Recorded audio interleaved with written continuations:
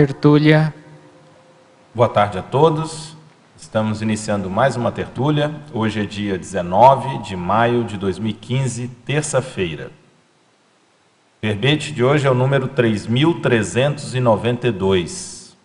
Ele é constituído de 5 páginas, 48 logias e 15 máximos. O tema é autoassédio emocional, da especialidade autoassediologia, e vai ser aqui defendido pelo verbetógrafo veterano, professor Max. O professor Max, o Maximiliano Reimann, é empresário, graduado em engenharia metalúrgica, mestre em engenharia biomédica, graduando em psicologia. Ele é natural do Rio de Janeiro, voluntário da Conscienciologia desde outubro de 1998, docente em Conscienciologia desde maio de 2001 e autor do livro Síndrome do Ostracismo, Mecanismos e Autossuperação. Tenepsista desde março de 2003. Esse é o 12º verbete que o professor Max defende. Então vamos à definologia.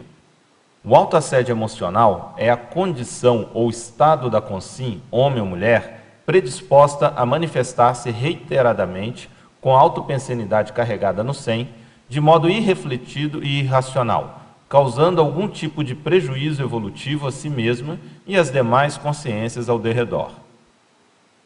Na pensenologia, nós destacamos o holopensene pessoal emocional, os fixopensenes, a fixopensenidade, a autopensenidade carregada no SEM. Na fatologia, o autoassédio emocional, as carências múltiplas, o raciocínio emocional, a cegueira emocional, a contenção tóxica das emoções, o uso da intelectualização para evitar o contato com as próprias emoções e a falta de higiene consciencial.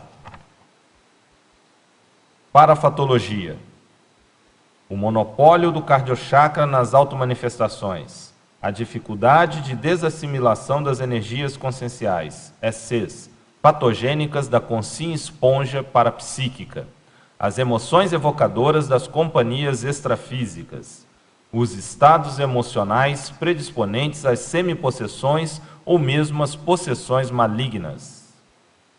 A divisão detalhismo conta com 25 seções. E na remissiologia, já na divisão da acabativa, nós chamamos a atenção para os seguintes verbetes: aborrecimento, afetividade, autoassédio, impaciência disfuncional e reação exagerada.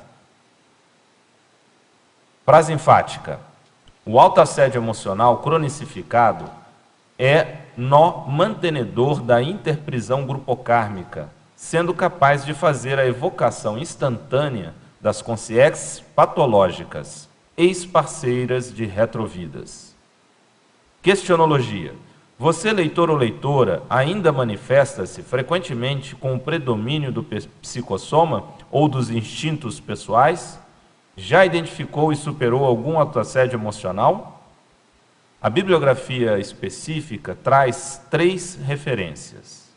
E a mega-análise elaborada pela equipe da Encíclo Sapiens, nós temos os seguintes itens: angústia, irreflexão, ansiedade, autotrafar, adrenofilia, interprisão, impaciência, inflexibilidade, irritabilidade, desequilíbrios, terapeuticologia, comocionalismo, patopensenidade, autoassediocracia, apriorismomania, consciencioterapeuticologia, subcerebrologia, autoassediologia, pensenologia e conflitologia. Bom, professor Max, sempre temos o hábito aqui de solicitar ao verbetógrafo que coloque os motivos ou razões que levaram a escrever, para que depois a gente possa abrir aí para as questões, tanto dos teletertulianos quanto dos tertulianos aqui presentes. Tá ok. Esse tema em relação às emoções é um tema que eu venho pesquisando há mais de 10 anos, né? E comecei na época lá, até no IPC, eu fiz um curso chamado Autodomínio Emocional, que também já tem bastante tempo. E atualmente eu estou na fase final lá, de produção de um livro que é de autodesassédio. O tema é sobre autodesassédio. Deve estar saindo esse ano aí. Na verdade, a tendência é que saia início do segundo semestre. E esse tema autoassédio é um tema que está totalmente relacionado com o autodesassédio, né? Então, para a gente fazer autodesassédio, você tem que saber o que é o autoassédio. Então, aí eu comecei a pesquisar, né? Eu já tinha escrito um verbete chamado autoassédio latente, né? Para ver aí depois, o último que eu apresentei foi um chamado de autoassédio mental somático. Agora eu estou entrando nessa do emocional. É mais assim o viés, né? Para a gente tentar entender uma mesma temática sobre diversos abordagens, né, para a gente poder aprofundar o tema. Então, foi mais ou menos nessa linha aí. Muito bom. Bom, então vamos aqui iniciar. Nós temos aqui algumas questões vindas da Alemanha. Legal. Professor Maximiliano, parafatologia, página 7, terceira linha. A dificuldade de desassimilação das energias conscienciais patogênicas da consciência esponja parapsíquica poderia dar exemplos de como poder ser mais efetivo este processo de desassimilação e como lidar com esse fato da consciência ser esponja parapsíquica? Uhum. O que acontece é que muitas vezes a pessoa ela assimila as energias conscienciais de outras pessoas ou de ambientes, né, e consciência e tudo, e ela muitas vezes ela não sabe por quê. E ela tem dificuldade, às vezes até ela vai fazer uma assistência e ela tem dificuldade de desassimilar aquela assistência que ela faz. Mas por quê? Né? Qual que é a raiz disso? Então, muitas vezes, você vai ver que a raiz desse processo dela é uma raiz emocional. Então, às vezes, tem alguma coisa nas emoções dela que não está bem estruturado, resolvido, que aquilo faz com que ela tenha dificuldade de fazer a desassimilação. Então, às vezes, é o problema do bloqueio, até certo ponto, do cardiochakra, né? Se o cardiochakra é bloqueado, por exemplo, a hora que ela vai fazer uma assimilação, ela tem dificuldade, às vezes, de trabalhar naquele cardiochakra. E pode ser diferentes tipos de emoções, né? Então, por exemplo, às vezes, a pessoa, por ela ser muito orgulhosa, ela vai ter dificuldade de fazer desassimilação das energias, em algum aspecto pode acontecer também. É interessante ver o caso, né, especificamente, mas o que a gente queria chamar a atenção aqui é, se a pessoa ainda tem essa condição da esponja, né, de absorver tudo por onde ela faz e ter dificuldade de assimilar, é importante ela ver qual é a vulnerabilidade emocional que ela tem. É por aí, às vezes, que a pessoa vai conseguir resolver o problema, entendeu? Parafatologia também, agora quarta linha, as emoções evocadoras das companhias extrafísicas e, a seguir, a intensificação das emoções pessoais provocadas pela presença de consciências doentes e assediadores extrafísicos na autoparapsicosfera. Poderia explanar como se evitar essas evocações e também o reconhecimento da intensificação das emoções causadas pela presença de consciências? A pessoa primeiro está perguntando assim, como minimizar essas evocações, né? O caminho mesmo é você começar a fazer o automonitoramento do seu pensene, né? Começa por aí. Então você tem que entender assim, o que passa pela sua cabeça em termos de pensamento e de emoções, né? Que tipo de emoções você tem a tendência a sentir? Obviamente o que você pensa está totalmente ligado àquilo que você sente, né? Então o primeiro passo é esse, você vai identificar aquilo que você sente. E começar a verificar o seguinte, até na frase enfática eu coloco lá, tem certas emoções que na hora que você vai sentir essas emoções, elas fazem umas evocações imediatas, às vezes, de certas consciências, né? É como se fosse o chamamento, né? Aquele padrão emocional, às vezes mais desequilibrado, às vezes a pessoa tem uma certa conexão, que pode ser do passado, né? mais longínquo até, com alguma consciência.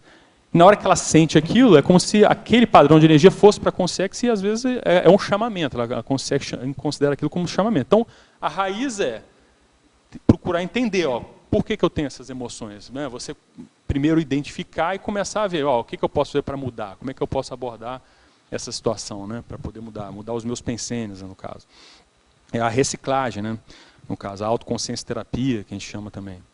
E o outro item aqui é a intensificação das emoções devido às consciências. Então, o que acontece? Uma coisa importante de a gente saber é que o autoassédio, né, ele, na verdade, ele é da própria pessoa. Então, o autoassédio é que chama o heteroassédio. Então, existe uma predisposição. Por isso que, na definição, se você for olhar de autoassédio, o autoassédio, ele, antes de tudo, não é uma coisa que está ocorrendo imediatamente. É uma predisposição que a pessoa tem para alguma coisa. No caso, é uma predisposição mais patológica, negativa, né? Então, o que acontece? Quando a pessoa ela tem essa predisposição, às vezes a aproximação de uma consciência patológica, vou dar um exemplo, né? Vamos supor que eu seja uma pessoa que tenha predisposição a me sentir depressivo, me sentir com humor rebaixado e tudo, né? Vira e mexe, eu estou nessa condição. Então, ó, eu tenho essa predisposição, qualquer coisinha me deixa triste. Aí, uma consciência patológica, se ela se aproxima de mim nesse padrão, a tendência é que eu entre nesse padrão de uma maneira mais fácil, porque eu já sou mais assim, eu já tenho pensênias, condições íntimas que me levam a agir dessa maneira. Então, essa minha predisposição, que é o autoassédio, ela faz com que eu fique vítima, eu me torne vítima mais fácil dessas consciências aí, de modo geral, né? Então, mais uma vez, a gente vê, ou seja, a pergunta que a gente faz aí para os ouvintes e para os telespectadores, teletertulianos, seria o seguinte: você ainda tem alguma predisposição emocional? E quais os efeitos dessas predisposições aí para você, para a sua estabilidade emocional e estabilidade energética, né? Sendo que uma coisa está conectada com a outra. O caminho é por aí. Agora, Max, permite contribuir também? Às vezes também a pessoa vai identificar isso mais fácil quando aquela emoção que ela está sentindo, mais patológica, né, e até a questão de consciência, sai muito do padrão pensênico dela, não é? Então, se a pessoa tem um grau de autoconhecimento e ela sabe, não, eu sou normalmente assim, e de repente ela está sentindo um tipo de emoção que não é o normal dela, o padrão dela, fica mais fácil. Aquilo fica até mais evidente, pode ficar até mais fácil. Vou te dar um exemplo. Eu não tendo a ser ansioso, lógico, particularmente não tendo.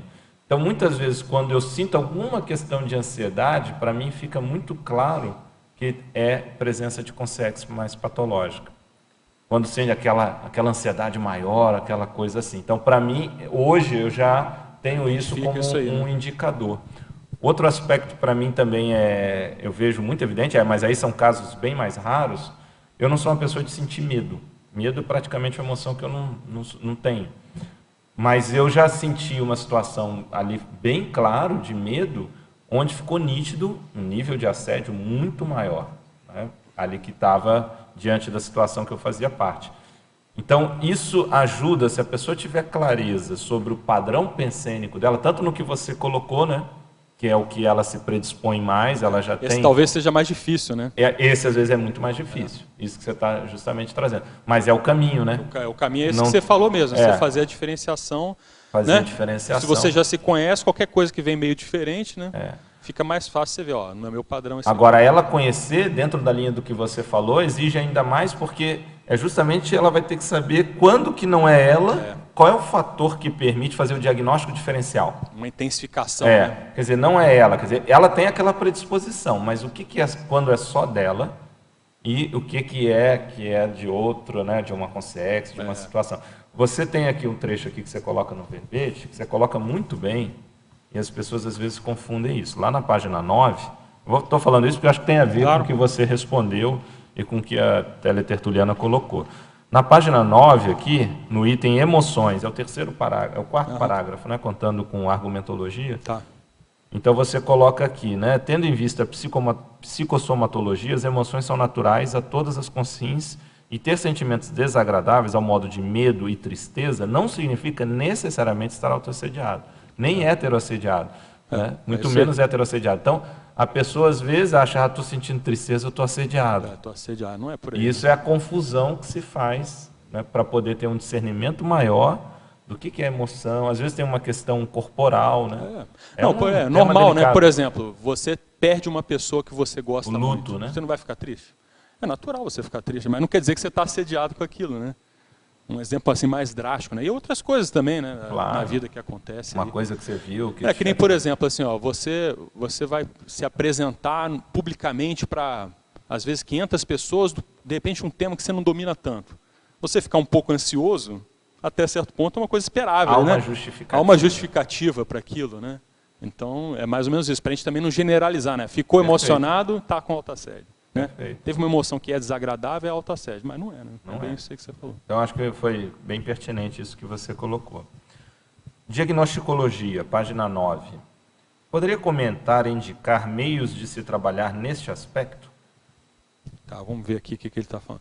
Página 9. Então, a gente fala lá. pela ótica da consciencioterapeuticologia, o paradiagnóstico do autoassédio emocional pode ser realizado por intermédio da sondagem bioenergética e com concomitante assimilação simpática com as energias do cardiochakra bloqueado ou descompensado da consciência autoassediado.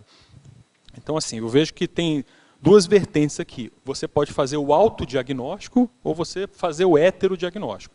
Na questão do autodiagnóstico, uma coisa que funciona, que é até uma técnica aí consciência terápica, é você, por exemplo, você fazer a avaliação de cada um dos seus chakras, por exemplo. Você pode começar a ativar cada um dos chakras e ver como é que eles estão. Então, por exemplo, a pessoa, na hora que ela vai trabalhar, por exemplo, com cardiochakra, ela começa a sentir uma angústia na hora que ela está trabalhando com aquele cardiochakra exteriorizando. Então, você vê, as energias, elas têm aquela condição de serem diagnósticas, né? Elas fazem diagnóstico na hora que você ativa elas.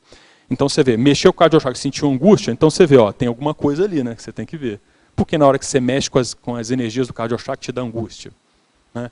Ou, por exemplo, você vai mexer com as energias do umbilicochakra e começa a te dar uma irritabilidade ou um medo infundado. Tem alguma coisa ali. Aí pode ser sua, pode ser que tenha com sexo correlacionada, mas é um primeiro passo de autodiagnóstico que a pessoa faz.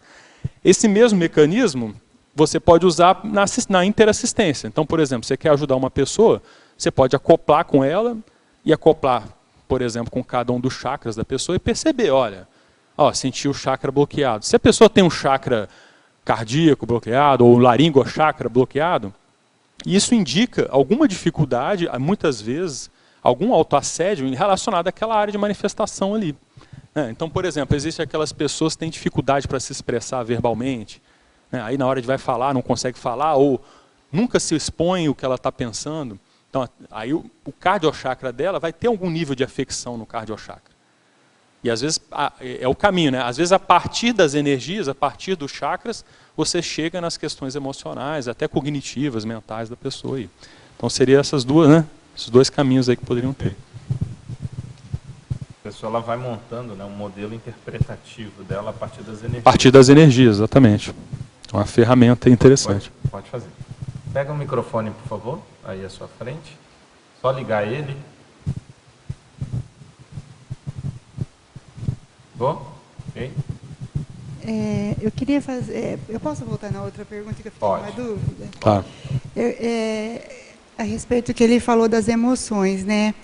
Que, por exemplo, deu o exemplo que perde uma pessoa e aí fica triste, é normal. Mas se isso vai por muito tempo, aí pode ser que seja um assédio, autoassédio, no caso. Bem colocado. É aquilo que o Losch até colocou assim, você tem que ver os limites das coisas, né? Até onde que vai, até onde que não vai. Então, por exemplo, você ter uma perda qualquer e você sentir uma tristeza com aquilo durante um período, até certo... Um luto, por exemplo, ele tem um luto normal e o luto patológico, né? Porque às vezes tem pessoas que têm uma perda, ela fica anos envolvida por aquilo, sofrendo com aquilo. E a variável é justamente cronológica, né? Para você até fazer discernir entre um e outro, né?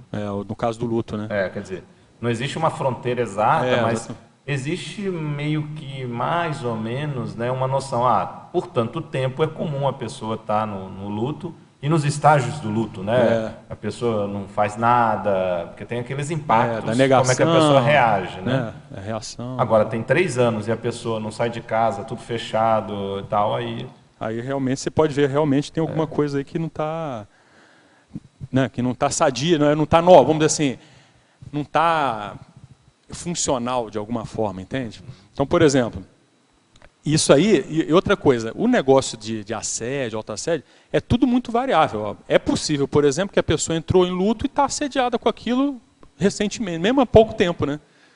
Por quê? Se a pessoa entrar numa pensenidade, por exemplo, extremamente depressiva, negativa, ela vai abrir portas para os assediadores, mesmo que aquele luto, em tese, seja uma coisa normal.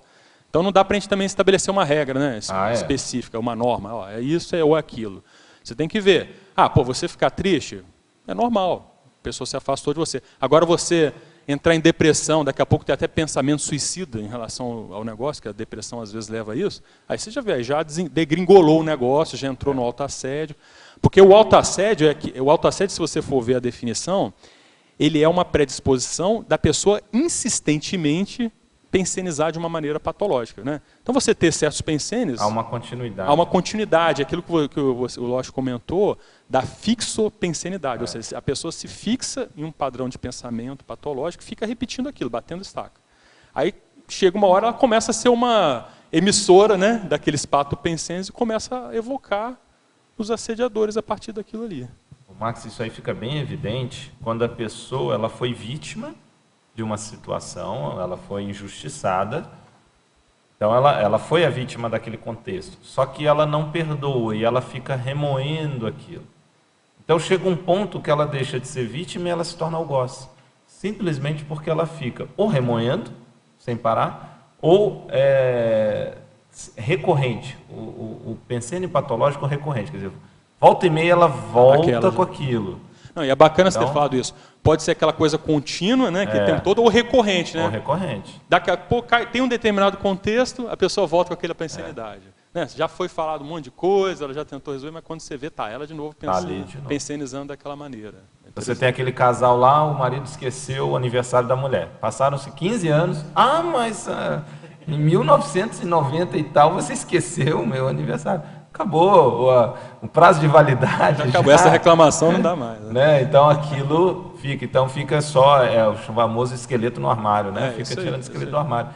Não resolve.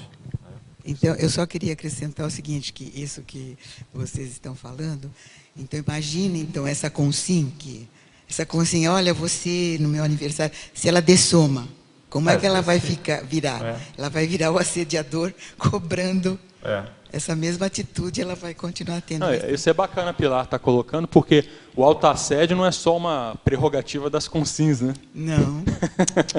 Das consciex também. O grande problema da baratrosfera é o autoassédio. A maior patologia da baratrosfera é o autoassédio. Então, essa afinidade. Por isso que o cuidado, né, que está sendo falado aqui, o cuidado dessa diferenciação. Porque tem muitas consciências nesse nível que nós estamos de desassédio. Então, elas se juntam a nós, né, com mais facilidade. Patologia, página 6. Desculpa, tem uma antes. Agora são questões de Curitiba, tá? Ok. Alvevertógrafo, professor Maximiliano. Estrangeirismologia, página 6, segunda linha. Poderia explicar o termo a belle indifférence, a sua relação com o tema do verbete? E a sua relação com o tema do verbete? Sim. Eu achei interessante colocar esse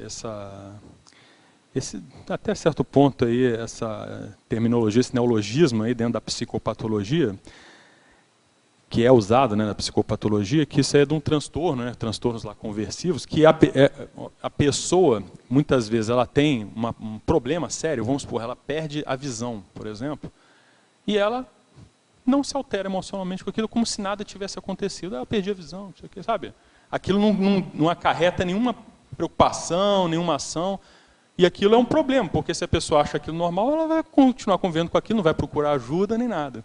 Então, é um problema que acontece, eles chamam la belle indiferença. Então, aí você vê, tem algum autoassédio ali na manifestação do indivíduo? A pessoa pode argumentar, mas tem as questões fisiológicas, não sei o quê, do cérebro. Mas o fato tem alguma forma furada da pessoa pensenizar e sentir ali. Não, isso que você está trazendo é bem interessante, porque pode ser feita uma analogia quando a pessoa perde a sensibilidade, por exemplo, a queimadura. Sim. E por ela tem doença específica disso, né? Então ela pode estar ali queimando o braço e ela não está percebendo. Quando vê, já está o dano causado assim enorme. Então veja, a dor nesse caso, ela é funcional. Ela é funcional no sentido de proteção, da pessoa reagir. Se ela não sente a dor, está ali queimando, quando vê, é um estrago maior. Ou seja, as emoções são funcionais, né? São funcionais. Se você, de repente, amanhece cego, você tem que ter alguma emoção para você tomar uma atitude daquilo ali, porque senão você, estou cego, como é que pode? Eu tenho que fazer alguma coisa. O medo, né? O medo tem a questão de sobrevivência. A sobrevivência, as funções das emoções. Tem uma questão ali, da Vera. Liga o microfone, Vera. Para cima. Estrangeirismologia e pedir para ele explicar as outras frases. Olha, vamos lá. Weak point afetivo, né? Ou seja, é aquela história. Qual é a sua vulnerabilidade? Qualquer pessoa que ainda aí não é serenão, tudo, ela vai ter lá uma vulnerabilidade, às vezes, emocional, algumas mais dominadas, outras menos, né? É o locus minori. Locus minori, né? No que é caso, o estrangeirismo, mas é o... E é interessante essa coisa do locus minori, né? Que se você for ver, muitas vezes você vai ver que tem uma relação com algum chakra que você tem maior dificuldade também, né? Então, uma pessoa que estava... Outro dia a gente estava num trabalho aí, fizemos um acoplamento, né, com uma pessoa, aí eu percebi que ela estava com o umbilical chakra bloqueado. Aí na conversa ela falando, não sei o que o meu problema é o seguinte, às vezes não consigo controlar minha raiva e tal. Entendeu? Eu falei, entendi. Talvez tenha alguma coisa a ver, né, com o umbilical chakra e tudo, entendeu? Então você vê, uma coisa, às vezes a pessoa não sente, tem as duas coisas, ela sabe que o umbilical chakra fica bloqueado e sabe que tem raiva, mas não relacionou A com B. Não conectou A com B. Aí você vê que tem um negócio realmente. Aí assim, déficit emocional. Tem coisas que existem de problema de alto assédio emocional, que a pessoa ela não tem vivência do processo afetivo também. Então, existe aquelas coisas das habilidades sociais, habilidades emocionais também. Então, por exemplo, muitas vezes a pessoa, por exemplo, na infância, um exemplo da infância, vamos pegar, sem contar ainda outras vidas, a pessoa ela não, por exemplo, teve uma família afetiva, que dava afeto e tal. A pessoa ela tem um déficit naquela área. Ela não sabe como se relacionar afetivamente. Aquilo acaba criando problema para ela, quando ela é mais adulta, se ela continuar nesse mesmo padrão, né? É um exemplo lá. Popularmente o frio, né? O frio é a pessoa fria. A frieza, às vezes, ou indiferença. Ou indiferença, exatamente. Às pode... vezes vem daí. Às vezes não é nem porque a pessoa não sabe como é que é. Como é que é esse negócio de emoção, né? Ela é travada, tem a questão dela inflexível emocionalmente e tal. Então, só complementando isso aí que você está falando, interessante, acho que até para ilustrar, a questão de sociopata, ele tem um déficit emocional, que é a questão de ausência de culpa. Sociopata, uma das características é essa, ele não tem culpa. Culpa é um sentimento classificado como um sentimento moral, e tem a sua finalidade também, né, dentro do que a gente estava falando da funcionalidade. Então, ele é capaz de matar, ele sabe, cognitivamente, ele sabe que aquilo é errado, mas ele não tem remorso nenhum. Então, isso seria um exemplo, essa ausência de remorso, a ausência de culpa, é um exemplo de déficit emocional. É verdade. Há uma e aí causa um problemão, né, nesse caso. Esses são os extremos, né? São os extremos. Só para a pessoa ter aí, nós vamos chegar em gradações disso, né? É isso aí. Oi? Pode. Quer complementar? Pega o microfone.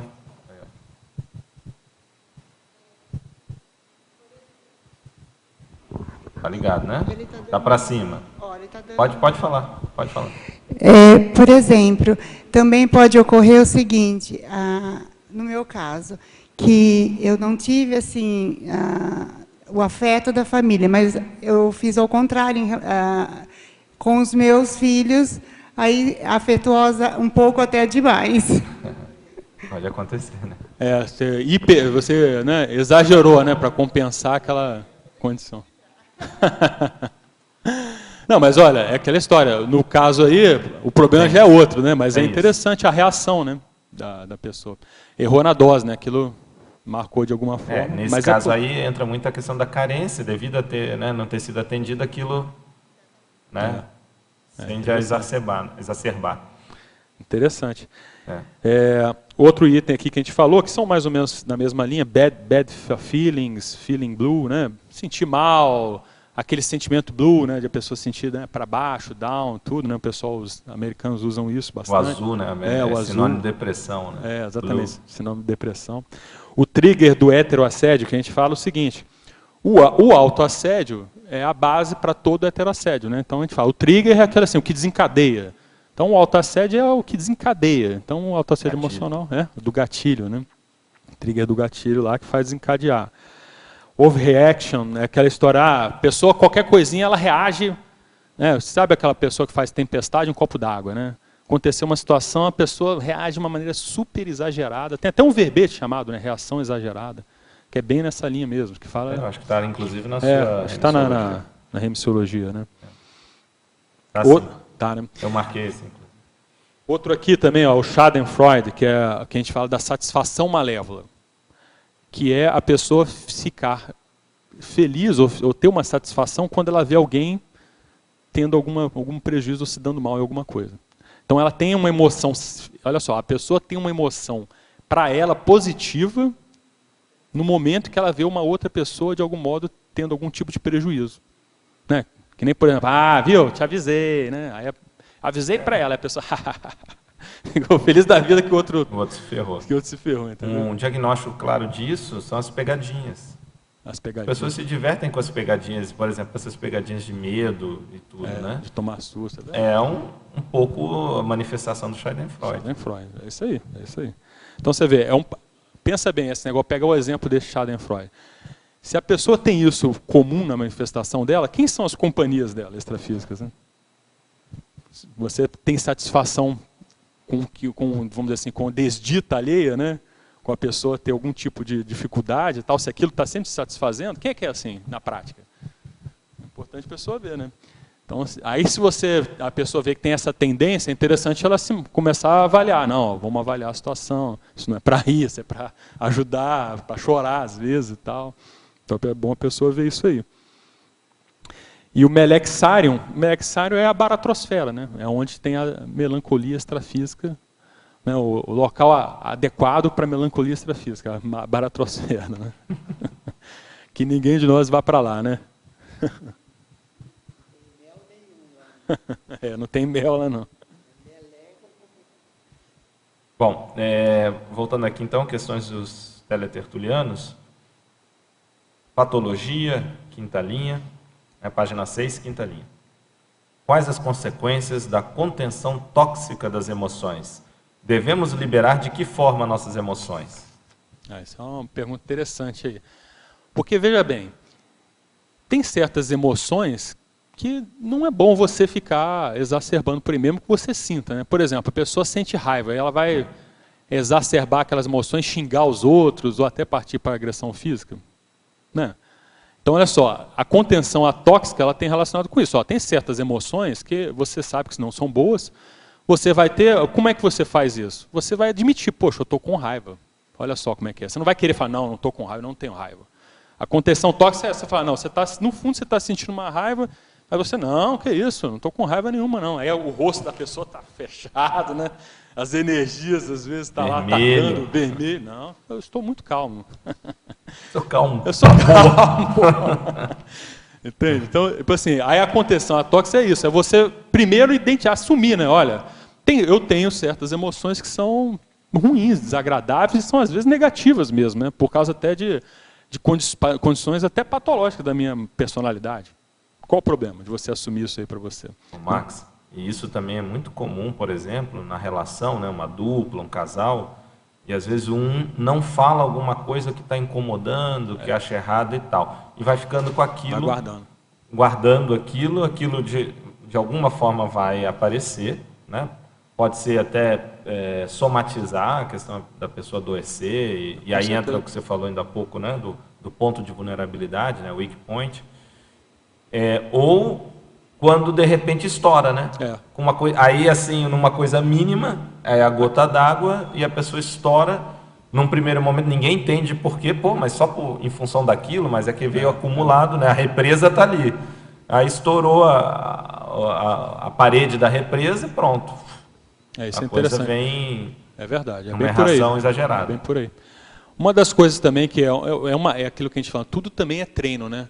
Então, que você estava falando, se você tem um relacionamento, se você não está muito bem, está insatisfeito ou ficou insatisfeito, a melhor coisa que tem é você chegar e abrir o jogo numa boa. Falar, você falou tal coisa, aquilo me desencadeou isso, você falou isso, você me fez me sentir desta maneira, porque você é a melhor coisa. Você fala na hora lá, estou me sentindo assim. Pode ser até que não tem... Aí a pessoa fala, mas não tem fundamento, desculpa, mas olha, isso que você falou me fez me sentir dessa forma. Entendeu? Aí você fala aquilo você já dá uma aliviada. Às vezes a pessoa ela acha, não vou falar porque não quer chatear, ou porque quer manter uma pose de boazinha, né? Ou porque... É o que não tem esse tipo não tem esse tipo, né, de reação e tudo, e aí acaba dando problema. Então, por isso que o negócio das emoções é interessante a pessoa realmente ela começar a assumir que tem emoção. Mas isso não quer dizer que você tem que ser uma pessoa emocionalista, comocionalista, entendeu? É diferente, né, uma coisa da outra. Parece a mim que essa retratação, esse reconhecimento é a hora de romper o assédio. Então, aí é só a própria pessoa com as emoções dela, mas não sobrecarregadas com o heteroassédio. Porque aí, quando ficou aquela contenção, aí já está sobrecarregada de emoções alheias, né, do próprio ambiente, das pessoas da família, se é o caso, ou do grupo. E no momento que a pessoa se autorretrata e diz o que ela está pensando, ou aquilo não me faz bem, aquilo daquele jeito, nesse momento já houve a diferenciação. Ela fica só com a parte dela para resolver. A outra já se rompe, né? Com certeza. É uma técnica do desassédio mesmo. E é uma técnica de posicionamento, né? De você colocar Sim. o que você está sentindo, que você está... E, consequentemente, o melhor convívio, né? Um convívio mais aberto. É verdade, por aí. Psicologia, página 7. Tá. A última ali, a técnica é do Tá. Do automonitoramento. pensênico interrupto. Como é que você faz isso? Então, o que eu faço, eu estou o tempo todo procurando, tipo assim, fazendo tipo uma autoavaliação o tempo todo, sabe? Por exemplo, você conversa aqui e você vê, por exemplo, vou dar um exemplo, Explica. exemplo prático aqui. Logo antes da gente começar aqui o trabalho, quando faltavam 5 minutos assim, me deu uma certa ansiedade, entendeu? Aí eu pensei, olha só, mesmo eu já tendo apresentado um monte de coisa, me deu um pouquinho de ansiedade. Mas ao mesmo tempo pensei, poxa, se fosse alguns anos atrás, eu estaria muito ansioso, entendeu? Então você vê, eu estou aqui me avaliando, eu estou aqui parado, mas estou vendo como é que está a minha emoção. Aí daqui a pouco eu vejo, aí o Losch fez uma coisa, eu pensei uma coisa, eu estou vendo. Sabe aquela história da meta? A gente chama isso de meta-pensenidade. Você está se auto-observando, então pelo que você está falando, você identificou uma emoção para depois ver a pensenidade? Sim, nesse caso eu vi primeiro a emoção. Eu senti a emoção. Aí eu fui ver, que pensenidade tem nessa. Aí eu já me conheço, eu já sei por que às vezes gera esses pontinhos de ansiedade aí. Entendeu? Mas então você tem um parâmetro, primeiro o que está rolando de emoção diferente, para depois ver a pensenidade, é isso? É um exemplo que você trouxe? E nesse caso sim, mas varia, entende? Então, por exemplo, vamos supor que o Losch falasse alguma coisa aqui que eu achasse errado, absurdo e tal. Aí eu ia pensar, não, isso está errado, não sei o quê. Se eu às vezes tenho a tendência de partir, né? Aí eu acho que tem essa tendência de chegar, já começar a dar o contra rápido sem deixar a pessoa falar. Então eu vejo que eu tenho essa tendência, minha tendência. Mas assim, como eu estou monitorando, eu vejo, veio minha tendência. Não, beleza, segurar um pouco. Você já freia o impulso. Eu já freio o impulso, entende? Então assim, mas isso é lógico, esse nível de monitoramento, você vai... Em algumas áreas você tem facilidade, outras você não vê, que são os seus pontos cegos. Entende? Aí, o que é interessante a gente começar desenvolvendo, vendo, nesse ponto aqui eu vejo bem. Você faz algum tipo de registro e análise posterior ou não? Eu fazia isso bastante. Hoje em dia eu faço processo de autoconsciência terapia, que aí eu vejo assim, grandes linhas, né? Por exemplo, eu vejo assim que no meu caso, eu acho que na maioria dos casos, você vai ter aqueles trafares mais arraigados, que ele desencadeia uma série de manifestações suas. Dentro da conscienciometria a gente vê isso também. Você vai lá e vê aquela linha de manifestação. E aí você começa a monitorar lá os seus pensamentos automáticos, né? Aquelas emoções que vêm, você começa a estar o tempo todo de olho. O negócio é, para a gente se manifestar de uma maneira melhor, vamos dizer assim, você tem que ficar se monitorando o tempo todo, até que isso vire uma segunda natureza para você. Você já tem em alguns aspectos isso é uma segunda natureza, em outros não. Em outros eu tenho um ponto cego que eu não vejo, e aí é onde eu escorrego ainda nos meus trafares, nos meus autoassédios e tal. Uma das coisas que eu vejo, por exemplo, é esse negócio das tendências. Às vezes, eu realmente penso que certas tendências nossas, é bem capaz que a gente leve ela até dessomar. Certas tendências, mas como você vai reagir a elas, se você vai entrar em autoassédio, né, aí já é outra história, porque é do temperamento, né? O temperamento a gente não vai mudar de uma hora para outra. Né? Por exemplo, eu, lógico, que sou mais assim, combativo, entre aspas, você não vai ser um cara todo, né? Paz e amor. Amanhã, né? Lulinha paz e amor. Né? Não é uma coisa que você faz do dia para a noite, né? Isso é uma coisa que você vai desenvolvendo ao longo, né, de vidas e tudo. E algumas coisas desse temperamento é super positivo, que as pessoas têm que ter, outras coisas não, né? A questão aí entra a inteligência contextual, né? Às vezes, saber quando que aquilo é uma manifestação positiva e quando que é. E aí, isso tem muito a ver com o desenvolvimento do trafar ou trafor, que na verdade às vezes você desenvolveu um traço, num contexto de uma vida, às vezes aquele traço ele era necessário. Ele se torna trafar quando o contexto mudou e a pessoa continua com aquilo. Por exemplo, a pessoa viveu numa determinada vida onde ela tinha que se proteger muito, tinha que se defender muito, porque o contexto era muito ameaçador. Só que o contexto mudou, já não existe aquelas ameaças e a pessoa fica na defensiva. Então aquilo se tornou um trafar. Naquela vida original, aquilo era um traço necessário. Era uma forma dela sobreviver naquele contexto onde ela estava. Mas agora, a guerra acabou. Já é outro momento. Baixa as armas. E a pessoa está na defensiva, ela não conseguiu reajustar. Então isso é muito interessante para a gente pensar, às vezes, a origem do trafar, né? Que depende muito do contexto. E às vezes você tem um traço que, se você numa situação, aquela manifestação é um trafar, em outra, ela pode ser um trafor, né? Ela pode ter sido necessária. Por isso que também você vivenciar e estudar aquilo que você está vivenciando, você vai fazendo os ajustes, né? Certos contextos, aqui naquele contexto você não erra mais. Aí você tem outro contexto novo, aquilo você cai ali, porque é uma coisa que você não tinha muito... É um caminho do meio que a gente tem que conseguir. É por aí, é bem bacana isso aí. Caminho do meio. Aqui no B. Oi. Em relação à sua autopesquisa, no seu currículo você é engenheiro e você está se tornando psicólogo, não é isso? Então, isso tem a ver com esse verbete? Tem, essa transição aí? Não, assim, esse tema de emoções é um tema que eu sempre me interessei porque dos meus problemas com as emoções, né? Eu falei, poxa, dentro da Conscienciologia, a gente vê que uma das coisas mais sérias é a autopesquisa, de você ver as coisas que você tem que trabalhar e tal e seguir. Então, logo quando eu comecei a estudar a Conscienciologia, eu vi, poxa, eu tenho que melhorar meus negócios emocionais. Por exemplo, eu não admitia, quando eu comecei na Conscienciologia, eu achava que eu não tinha emoção, assim, praticamente. Eu não achava que eu tinha emoção, entendeu? Não, eu achava tudo isso coisa boba. Aquela história assim de achar que emoção é coisa de mulher e tal. Eu pensava mais ou menos desse jeito, entendeu? Eu era bem durão mesmo. Ainda sou, né? Mas assim, já estou um pouco mais assim. Coisa de engenheiro. Né? Engenheiro e a formação, ela pesa já demais. Ajuda pra caramba. O engenheiro, ele é treinado para não ter emoção. Ele é treinado para só analisar a parte lógica. Bem racional. Isso é ótimo por vários aspectos. Por outros é péssimo, entendeu? Não, mas fica ali escondido, né? Bloqueado, reprimido. Mas tem. Tá rolando. Aí dá mau problema, né? Bloqueio do cardiochakra e por aí vai. De tudo quanto é repercussão que isso dá.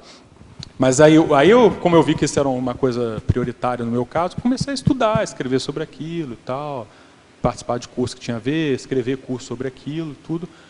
E assim, até hoje eu continuo seguindo nessa linha de pesquisa que eu acho importante. Mas aí com o tempo você começa a ver assim, mas que tipo de emoção é o meu caso, né? Que nem eu coloquei, que nem o Lost, por exemplo, eu também sou que nem ele. Por exemplo, eu realmente não tenho muito medo das coisas. E eu acho que isso é uma coisa sadia, tranquila, bem resolvida para mim.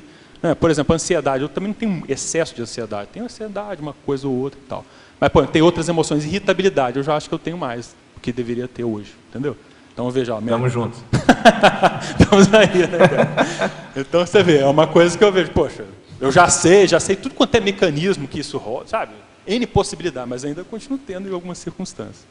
Você pode continuar trabalhando. Você pode aprofundar a fase enfática? Sim. Então, olha só, o autoassédio emocional cronicificado é nó mantenedor da interprisão grupocármica, sendo capaz de fazer a evocação instantânea de consciências patológicas, ex-parceiras de retrovidas. Então, veja bem, se você consegue, vamos supor que você identifique lá os seus trafares emocionais, aí você vai ver quais são as emoções que estão relacionadas com aqueles trafares.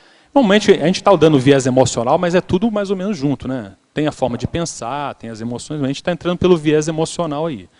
Mas só para a gente considerar isso aí. Então veja bem, se você, vamos pegar um exemplo lá da pessoa que tem um orgulho lá, ela é orgulhosa. Se você for ver, se ela tem um nível de orgulho hoje, ela é intermissivista, por exemplo, provavelmente esse orgulho é menor do que era antes. Então, se era menor do que era antes, imagina o estrago que esse orgulho não fez no passado. Às vezes de relações, né? Às vezes nas lideranças que ela estava exercendo e tudo. E sempre vai ter gente, um monte de consciência, às vezes, que estão relacionados com aqueles contextos e que são afins desses trafares. Algumas estão na condição de consim, no grupo, às vezes familiar, outras estão na condição de consciex. Que às vezes foram gente que fizeram coisas, às vezes, patológicas junto contigo, às vezes positivas, às vezes patológicas junto, entendeu? Você tem que... Cada caso é um caso. Mas assim, a hora que você tem aquele padrão emocional ali, o que vai acontecer? Aquilo é aquele negócio da evocação, ou seja, ó, voltei a ser igual à minha turma que eu era antes. Aqui, ó. Essa é a minha faceta que ainda é igual àquele povo, meu povo. Entende? E aí nessa hora, se você entra e dá vazão para isso, a tendência é que a coisa só piore, porque você já tem facilidade de fazer acoplamento, você tem afinidade com aquelas consciências, né? Porque você já vivenciou com ela, já fez um monte de coisa com ela, você tem facilidade de fazer acoplamento. Então, por isso assim que eu vejo que aquela história, esse autoassédio aí, ele tem a ver com mega trafar, total, porque no meu ponto de vista é o seguinte, ó, a gente estuda muito, por exemplo, na conscienciometria, a gente estuda muito bastante os trafares, né, das manifestações e tal, mas eu vejo assim, os trafares são importantes, mas para você aprofundar, é importante você saber quais autoassédios sustentam aqueles trafares. Que às vezes não é um trafar, por exemplo, a pessoa que é orgulhosa, você vai ver o meu orgulho, vamos supor que nós dois sejamos orgulhosos. O meu orgulho ele é sustentado por uma série de pensenes, diferentes dos pensenes que você tem. Então, assim, nós dois temos trafar de orgulho, mas a sua manifestação é diferente. Em certos contextos você não tem orgulho, eu tenho. Em outros contextos você tem, eu não tenho. Por isso que eu acho muito importante a gente entender essa história de autoassédio. Porque ele faz com que a nossa autopesquisa, o nosso autoconhecimento, ele vá além do lugar comum, que até certo ponto os trafares são, do meu ponto de vista. Entendeu? Max, tem uma técnica que a gente usa na conscienciometria que é o confort, que é nessa linha. Mas assim, você pode começar ele trafor, trafar e trafal. Então, pode ser que aquele trafar está relacionado, influenciando, né, de você não manifestar um determinado trafor, e você vai descobrir qual o traço faltante para poder ajudar na reciclagem. Ou ao contrário, você vê um trafor, o que está influenciando eu não potencializar ele, você vai ver qual é o traço. E a gente faz uma linha, né, com os três, para você enxergar. E cada pessoa é completamente diferente. Não é a mesma variável, porque a consciência é diferente. Então, às vezes, lá, sei lá, autocracia, quando vai ver, motivos bem diversos que ela está manifestando e trafores diversos que ela está sendo prejudicada. Interessante, você vê, é uma abordagem multifatorial, né? É interessante, sim. Que nem eu te falei, assim, você vai pegar um traço desse qualquer, você vai ver o seguinte, vai ter aquela série de pensamentos que a pessoa tem, que sustentam aquele traço, uma série de emoções, né, variadas que sustentam aquele traço, que são personalíssimos, que é mais ou menos aquilo, né, que ela colocou. Entende? Então, por isso que eu acho assim, aprofundar essa autopesquisa aí tem que ser, eu acho que entender os autoassédios é isso aí. Agora, uma coisa curiosa, por exemplo, você vê, eu faço a pergunta aqui para você, para todos os tertulianos. A pessoa pode ter autoassédio e não ser desperto, por exemplo? Será que ela pode ter autoassédio e ser desperto? Desassediado, permanente? Conceitualmente, se ele é desassediado, o autoassédio está sendo assediado. Conceitualmente, não. Pelo conceito de desassédio, pode ser tanto hétero quanto auto, ele não tem assédio. Então, se ele está assediado por ele próprio... Ele já está se assediando, né? Mas a gente já viu também, às vezes, a pessoa que tem uma condição patológica e não tem os assediador, tem defesa energética mesmo, mas esse é o patológico. Então, quer dizer, não é como a gente atende. Não, eu chamei essa atenção nisso aí, por quê? Porque o autodesassédio, eu vejo que ele tem duas vertentes. A vertente de você eliminar os autoassédios da sua manifestação e a vertente da autodefesa para a psique energética. Claro. Você vê, são duas vertentes. E por isso que acontece aquilo que o Lógico falou. Um cara que foi um mega assediador, por exemplo, em várias vidas, ele chega hoje, o campo dele é tão assim... né? Os próprios assediadores pulam fora. Todo mundo foge do cara. Então o cara não tem heteroassédio. Aí você fala, o cara é desassediado pelos outros, né? Mas ele é autoassediado. Ele é autoassediado. Como o Lógico colocou. Mas assim, por isso que eu vejo assim, então, por exemplo, a pessoa por domínio de energia, ela pode realmente conseguir manter os assediadores afastados. Mas será que ela está fazendo o trabalho dela, que ela tem que fazer, de entender a sua realidade e modificar quem ela é? Entendeu? Então, assim, são duas vertentes que a gente não dá para largar de uma e de outra. Né? Claro. Se a pessoa também não defende energia, qualquer coisinha que vem, ela já cai no buraco e fica lá com, né, assediada, com bloqueio energético, perde um tempão, ela também não vai para frente sem autodefesa energética. Max, eu estava pensando nesse questionamento que autoassédio, né, está embasado em trafar.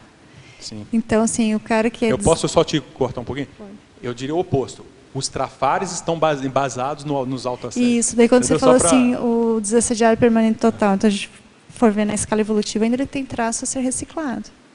Aí tem, né? Tem o autoassédio Então eu ali. fiquei me questionando em cima disso. Mas é porque o autoassédio, olha só... Então, os trafares, até certo ponto, eles são traços anticosmoéticos, serem reciclados, geram os autoassédios, enfim.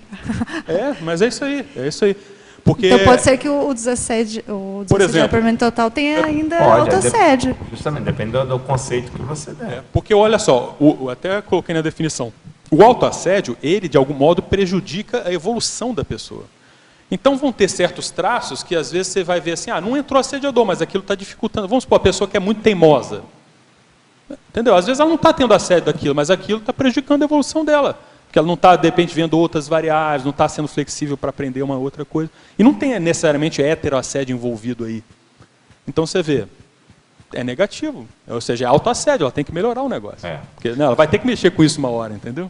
Max. Só um minutinho, ela estava na frente lá, aí depois eu passo para você. Na página 7, efeitologia, você fala sobre os 2 primeiros efeitos? Efeitos regressivos das esquivas emocionais e das experiências frustradas. Né? Então, veja só, o que acontece que é muito comum é o seguinte, a pessoa tem algum tipo de emoção que ela não gosta de sentir. Normalmente todo mundo é assim, né? Quem aqui gosta de sentir emoção desagradável? Dos teletertulianos, alguém de vocês gosta de sentir emoção desagradável? Por exemplo, eu falei negócio de ansiedade. Ninguém gosta de sentir ansiedade, por menor que seja, não é agradável. Não é? Medo, ansiedade, irritação. Você sabe que tem gente que gosta, né? Por exemplo, o filme de terror é baseado nisso. É verdade. É verdade. Mas vamos supor assim, dentro de uma condição, né? Dentro de uma condição assim, né? Mas melhorzinho, mas é por aí mesmo, você tem razão. Então, olha só, se a pessoa ela tem essa condição de sentir essas emoções aí, de querer fugir das emoções, pode ser que ela, por exemplo, ela comece a evitar situações onde ela vai sentir determinadas emoções, ela já sabe. Então, se você for ver, por exemplo, quer ver, eu conheço pessoas que evitam ter relacionamentos por causa da questão de ter que se abrir, né, ter que, às vezes, aceitar, né, ceder algumas coisas, né, porque abrir mão de algumas coisas também num relacionamento. Então, você vê, a pessoa ela tem uma dificuldade de relacionamento, mas ela quer ter aquele relacionamento. O que ela faz? Ela acaba se esquivando do contato mais íntimo com as pessoas. Por quê? Porque ela não quer sentir aquelas emoções que um relacionamento mais íntimo desencadeia. E às vezes até emoção de amor mesmo positiva, ela tem dificuldade com aquilo. Então você vê, existem até teorias psicológicas que falam que a base de todas as patologias são as esquivas emocionais que a pessoa tem, de modo geral. Porque assim, tem as esquivas momentâneas, mas tem aquelas que a pessoa faz ao longo da vida. Que nem, por exemplo, a gente estava falando assim, que eu fiz engenharia, mas, por exemplo, eu conheço vários caras que são engenheiros que escolheram fazer engenharia porque não precisava de lidar com gente, era para lidar com máquina, prefere lidar com máquina. Vários assim, reverbalizaram isso aí. Escolhi engenharia porque eu não gosto de lidar com gente, quero lidar com máquina. Então você vê, ou seja, lidar com gente significa o quê? O tempo todo você está, né, envolvido emocionalmente de alguma maneira. Isso é lidar com gente, né? É lidar com as emoções, as suas e as das pessoas. Por isso que as pessoas têm dificuldade de lidar. Aí o que o cara faz? Ele escolhe uma profissão que o coloque longe das pessoas. Agora veja bem na questão da programação existencial, como é que isso repercutiria, né? A pessoa que está sempre fugindo das suas emoções, ela não vai conseguir fazer a ProEx, porque ProEx é desafio, né? E desafio envolve, de algum modo, emoção. E até porque a ProEx, o conteúdo, qualquer pessoa, ela tem 3 vertentes. Policármica, grupocármica e egocármica.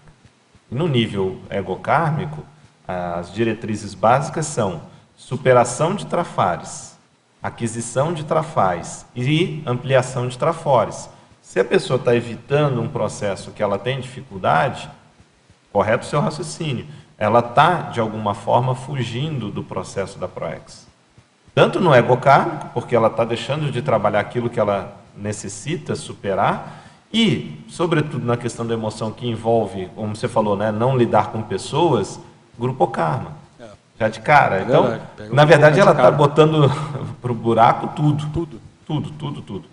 E, ao mesmo tempo, também, só em particular isso que você falou do engenheiro, é um engodo, porque o engenheiro ele não trabalha sozinho. Começa por aí, né? Por mais que ele queira trabalhar com máquinas, de uma forma geral, você sabe, vamos pegar um engenheiro civil.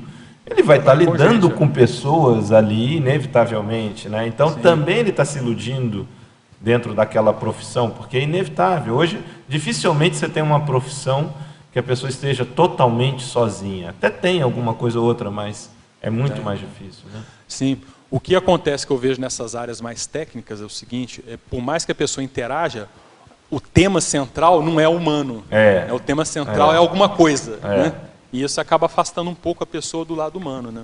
Nesse ponto aí. E a relação com ela mesma, como se ela fosse uma máquina. Ela só se vê através, né, dessa interpretação. Um outro ponto que ela falou das experiências frustradas, né? O maior, vamos dizer assim, pelo que eu tenho observado e tudo, né, que até tem um outro curso que eu até dou bastante aí no IPC dessa área aí, que, vamos dizer assim, é o que mais recorrente é aquele binômio expectativa-frustração. Tipo assim, praticamente pega assim, 99% das pessoas em algum nível. Aí a irritabilidade que vem depois, né, que é o que pega. Então eu vejo assim, as pessoas elas têm na cabeça que tem que ter alguma coisa, a vida ou determinada coisa que ela acha importante tem que ser daquela forma. Se não for daquela forma, ela vai ficar irritada, ela vai, sabe, ter algum problema com aquilo lá, vai se manifestar de modo emocional em relação àquilo. Que é isso aí, ou seja, você já estabelece assim, ó, por exemplo, eu tenho o meu duplista, ele tem que, comigo ele tem que ser carinhoso, ele tem que ser isso, ele tem que ser aquilo, tem que ser isso. Se ele não é, frustrou, aí descarrega lá em cima dele. Ou guarda e tal, mas assim, meu filho, meus filhos têm que se comportar dessa maneira. O filho tem que respeitar o pai sempre. O filho não pode responder o pai. O filho isso, filho aquilo, filho aquilo outro. Não respondeu, a pessoa fica frustrada e vai. Trânsito, pessoal de cidade grande, vai para o trânsito. Aí tem uma expectativa, vou chegar no meu trabalho às 8 horas, vai demorar mais ou menos meia hora. Aí um trânsito não deu certo, porque ele esperava, ficou uma hora, a pessoa já perdeu o dia porque ficou... Entendeu? São coisas pequenas do dia a dia, mas que pega a maioria das pessoas. Mas se você for ver, é falta de flexibilidade aí da pessoa, do pensamento dela, entendeu? De ver a realidade. Você vê, é até uma falta de vamos dizer assim, até inteligência emocional, né? Se você for ver. Contrariedades, né? É isso aí. Vamos lá? Quer perguntar? Max, eu imagino que você sente com relação às emoções. No curso do qual eu sou graduada, eu entrei na 4ª fase. Então havia, e era do letras, né, muito humano, assim. E havia uma disciplina de psicologia que eu tinha que fazer, que era a obrigatória da 1ª fase, no meu curso. E eu só consegui vaga para cumprir o currículo na engenharia. E o nome da disciplina era RH, Relações Humanas. Todo o pessoal da sala, eram 37 alunos, achava que era para entrevista de emprego. Todos os engenheiros. Havia eu, uma outra moça e a professora, que éramos os normais. A professora deu um filme italiano sobre os operários de uma grande fábrica. Troca o microfone. Anteriormente, um filme antigo que eu não me recordo. E eu lembro que os engenheiros todos, eles achavam que as pessoas tinham que ser autômatas. Ali fazendo a pesca, botando para lá e para cá, sem pensar, sem ter vida. E aquele filme as chocou, porque ia de encontro a tudo que eles faziam. Então foi difícil, foi um semestre difícil de conviver com eles, porque terminou e eles continuaram daquele jeito e nós estupefados, porque...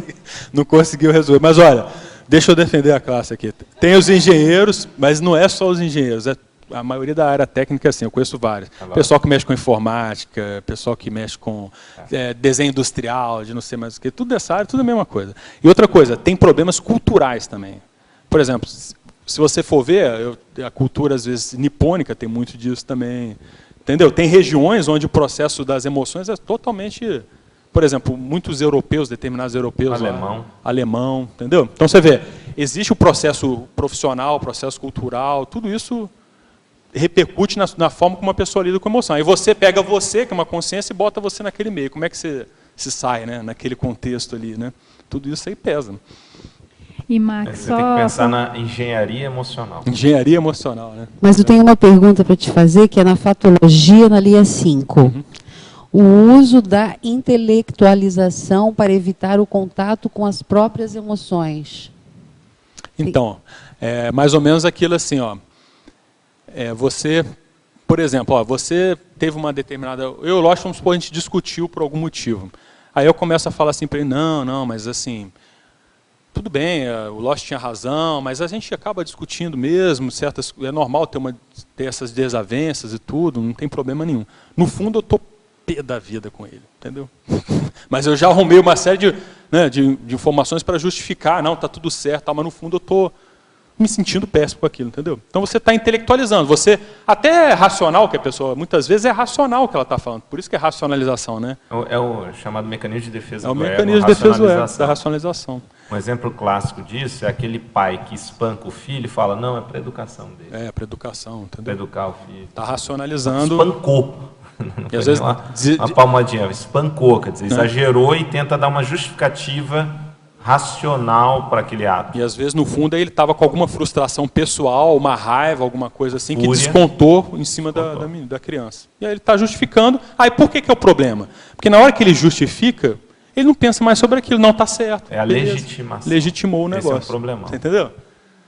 Então, assim, você pode até falar, não, eu tenho que educar meu filho, tal, beleza, mas aí, o que de fato você estava sentindo naquela hora? O que de fato você está sentindo? Qual era a sua intenção real naquele momento lá e tudo? Entende? Esse viés aí que a gente queria chamar a atenção. Muito bem colocado. Só é só em relação àquela questão, assim, eu fiquei pensando ao contrário também, né? Você falou dos engenheiros, dos informatas e tal, que é uma questão que faz com que a pessoa reprima as emoções. Mas o contrário também. Por exemplo, a gente precisa das profissões, outras formas, né, de estudo, justamente para aprender a lidar com as emoções, né? Então, estou extremamente emocional. Se eu entro em uma linha mais técnica, mais lógica, talvez isso me ajude a lidar também de outra forma com as emoções. Sim, não sei se talvez uma saída seria disciplinas humanizadas relacionadas com essas disciplinas mais... Não, o que eu vejo é o seguinte, lógico que a gente está generalizando aqui, né? Mas o que eu vejo é assim, ó, as pessoas com déficit emocional tendem a procurar essas condições que permanecem, né? Porque elas já têm afinidade com aquilo. Agora, a gente não pode generalizar, dizer que todos os casos são assim. Então, por exemplo, eu mesmo lá, quando fiz engenharia, tinha umas moças lá que faziam, era bem minoria, né? Tipo 10, 20% das mulheres que faziam. As próprias mulheres, elas já eram mais diferentes assim da média das mulheres, mais, sabe, bloqueada afetivamente. Mas assim, mas tinha uma outra que não, que tinha tanto mulher quanto homem, que eram super bem resolvidos afetivamente, tal, não tinha problema nenhum. Mas a gente vê que existe uma preponderância, às vezes, nessa situação. Mas, assim, por isso que a gente acha, assim, esse foi um dos motivos que eu mesmo resolvi fazer psicologia, apesar de já ter estudado isso anos e anos e anos, eu achei interessante fazer justamente para dar uma ponderada aí. O que eu acho que era ideal é que todo mundo aí tivesse algum nível de educação emocional. Nas escolas, nem em faculdade, né? Primeiro ano, segundo ano, educação emocional. Ensino médio, pelo menos. Ensino médio, pelo menos, né? Isso aí seria o ideal, porque iam resolver um monte de problemas em tudo quanto é área, aí se tivesse isso, né? Porque o outro lado, né, a pessoa extremamente emocional, daí vai para artes, vai para todo o processo artístico que ainda potencializa ainda o processo mais patológico emocional, no caso daquela pessoa, o que seria diferente numa pessoa que vai para a arte para desreprimir, por exemplo. Exatamente, né? Exatamente, por aí. Agora uma questão de Belo Horizonte. Professor Maximiliano, sindromologia, última linha, a síndrome da ectopia afetiva, CEA. Quando se tem uma relação conflituosa e patológica, por que a pessoa não consegue sair totalmente? É porque tem assédio de uma outra vida? Não, eu não sei se ficou claro o que ela estava perguntando. A síndrome da ectopia afetiva é você desenvolver, né, você ter um afeto, você gostar de alguma coisa que é patológica ou que é desviada, alguma coisa nesse sentido aí. Aí ela colocou, quando você tem discussões, não é isso? Quando você tem uma relação conflituosa, né, e patológica, por que a pessoa não consegue sair totalmente? Entendi. É porque tem assédio de uma outra vida? Entendi. Dá a entender, às vezes, que é até de relação de casal. De casal, né? E aquilo é conflituoso. E por mas que ela não consegue não sair? Separa, né? O troço é conflituoso, mas fica ali. Né? Fica agarrado ali. O que eu vejo assim, ó, se a pessoa ainda está ligada àquela pessoa, existe aí algum nível de afetividade, de afinidade ali no processo. E veja bem, quando a gente fala afinidade, às vezes a afinidade pode ser assim, ó, o algoz e a vítima. Existe uma afinidade ali entre os dois, entendeu? Uma, às vezes, gosta de ser algoz e outra ainda aceita a sua condição de vítima, né, e se coloca na posição de vítima. Isso é a afinidade. Sadomasoquismo é isso. É, o sadomasoquismo. Um é sádico e o outro é masoquista. O casal se encaixou. Se encaixou, deu certinho, né? Deu certinho. Entendeu? É mais ou menos isso. Patológica. Então, assim, é interessante ver, por exemplo, eu conheci várias mulheres assim, que gostavam de homens agressivos, que não vale nada e tal. E aí você ia ver o comportamento dela socialmente, falando, você vê, às vezes era aquela mulher toda comportadinha, toda certinha, a vida tudo organizadinho, mas na hora da questão do afeto, ela gostava daquele padrão de energias daquele tipo de pessoa. Então você vê, existe uma não, às vezes é aquela coisa que eu falei, às vezes a pessoa que ela gosta daquela agressividade, porque ela gosta de ser vitimizada dentro daquele contexto, ela tem aquela afinidade. Então é interessante ver o seguinte, o que ainda prende no sentido assim, o que a pessoa ainda não quer abrir mão, né, daquela relação, né? Por exemplo, a pessoa é muito carente afetiva, ela acha que se ela ficar sozinha, né, o mundo vai acabar, vai ser péssimo. Ela não vai conseguir sobreviver sem ficar sozinha e tudo, né? Agora, quem entra assédio nisso é certo, né? A hora que entra nesse nível de conflito, a tendência é que tenha tipo de assédio. Mas, veja bem, a base do negócio é o autoassédio, né? Se você for ver. Até corroborando com o que você está falando, em estudo de vitimologia, né? Mulheres que sofrem violência doméstica, há casos, há certos perfis de mulheres que saem de um relacionamento que apanhava, vai para outro, que ela apanha também, vai para outro, ela apanha também. Então existe um histórico de relacionamentos, a mesma pessoa, vários relacionamentos onde ela apanhava. E aí você vê, peraí, tem alguma coisa no perfil daquela pessoa ali que já caminha para esse tipo de situação. Então, às vezes esse já é muito gritante, né? Mas tem algumas patologias ou padrões. Não, sabe por que eu já vi isso que você está falando? Eu já ouvi e li também alguns casos da pessoa, não, a nossa vida não é muito boa, mas na cama é uma maravilha. Entre tapas e beijos. Né? É aquela história, a pessoa se prende na cama porque a cama é uma maravilha e tal. O resto é um lixo, uma porcaria, mas a cama, ela não quer abrir mão daquele negócio que ela sente na hora que ela faz o sexo com a pessoa. Entendeu? Que às vezes é aquelas energias. Aí entra outra síndrome, né? Síndrome da abstinência da baratrosfera, porque provavelmente aquele padrão de energia da baratrosfera tem na hora do sexo ali, a pessoa ainda gosta daquilo. Não, ainda fala assim, depois que a gente briga, então é uma delícia. Tem isso. Porque é para as pazes. É mais patológico. Bom, agora uma questão de Criciúma, Santa Catarina. Teriologia, página 7, primeira linha. Poderia expandir a teoria do autoassédio? Sim. Então, veja bem, uma coisa que eu acho importante chamar a atenção do autoassédio é aquilo que eu comentei já, que o autoassédio, ele é, antes de tudo, uma predisposição íntima. Um exemplo de uma predisposição. A pessoa, aquilo que eu comentei, a pessoa ela tem um gosto por algo baratrosférico, vamos supor assim. Ela tem um padrão baratrosférico. Ou, por exemplo, ela tem um determinado valor dela importante. Por exemplo, a pessoa ela tem um valor muito forte de que ela tem que ter o reconhecimento social. É um valor íntimo dela. Tanto esse valor quanto essa predisposição, quanto essa questão que eu coloquei do gosto baratrosférico, são autoassédios, que eu chamo de latente, ou seja, eles são coisas do íntimo da pessoa que não estão o tempo todo aparecendo. Mas, dependendo do contexto, ela aparece. Então, a teoria do autoassédio é o seguinte, existem autoassédios latentes que estão ali na holopensene, na própria condição da pessoa de consciência, que certas vivências, certos fatores, desencadeiam a manifestação desse autoassédio. É que nem eu coloquei o caso do trânsito. a pessoa tem essa inflexibilidade emocional, aí ela vai para o trânsito dá errado, e aí ela fica irritada e tudo. Mas, olha só, ela tinha uma predisposição a ficar aquela condição de irritação por uma inflexibilidade, às vezes, dela mental. Mas o que desencadeou foi ela ter tido uma experiência no trânsito que ela não esperava, que foi o fator desencadeante. Aí ela manifesta. Aí manifesta como? Irritabilidade, tristeza, seja lá como for a forma dela se manifestar. Essa manifestação não é só por emoção, é por pensamento. Aí ela vem, começa a maldizer o trânsito, aí fala mal do político, não sei o quê. Muitas vezes o processo energético também atua, né? Se ficou com raiva, vem um umbilicochakra, perde energia pelo umbilicochakra e por aí vai. E aí tem também uma quarta etapa, que eu diria que é o comportamento que a pessoa tem. Né? Porque o autoassédio ele é mais um componente pensênico, mas ele desencadeia comportamento.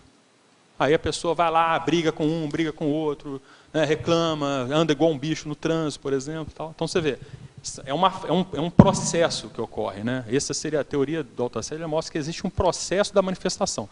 E aí eu digo assim, se isso é uma coisa que contínua com a pessoa, aí a gente olha assim, a pessoa tem aquele trafar lá. Mas esse trafar que a gente estuda, ele tem a ver com esse processo aí, que acontece muito continuamente com aquela pessoa lá.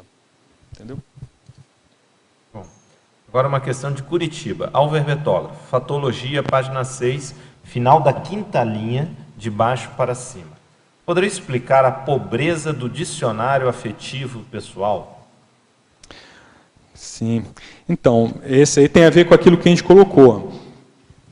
A pessoa, para ela desenvolver o autodesassédio emocional, ela tem que começar a ver assim, que ela tem emoções e quais são essas emoções que ela tem. E se você for ver, a emoção, existem aquelas emoções básicas, né, que a gente fala aqui, raiva, tristeza, medo, alegria, nojo e tal. Mas assim, as emoções elas são muito variadas, elas têm muitas nuances e matizes, né? A gente que diz que existem milhares, talvez, de formas de emoções diferenciadas. Todas derivando de algum modo dessas emoções básicas, né? Mas existem essas variações. Aí eu pergunto, por exemplo, a pessoa está sentindo algo num determinado momento, ela sabe dizer exatamente qual o nome daquela emoção? É que nem a gente colocou aqui, irritabilidade é uma coisa, aí você ter uma irritabilidade misturada, por exemplo, com um nojo, por exemplo, já é um outro tipo de emoção ali. Você dá um asco daquela relação, aí você vai lá. Por exemplo, consternação. Né? A pessoa está, de algum modo, triste, mas não é tristeza exatamente. Né?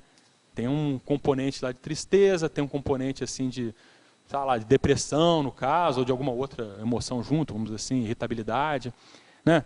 A pessoa está lamentando aquela condição. Então, você vê, não é exatamente a tristeza, é um outro tipo de emoção. Então, é interessante a pessoa ver o seguinte, olha, você sabe dar nome às emoções que acontecem com você? A hora que você começar a dar nome, você vai entender melhor, vai aprofundar, vai começar a se entender e aí fazer esse autodesassédio. É mais ou menos nessa linha aí. Agora, outra questão de uma outra região da Alemanha. A Alemanha tá com Ibope lá, hein? É o meu povo lá, que meu pai é o seu povo mesmo, né? Heimann.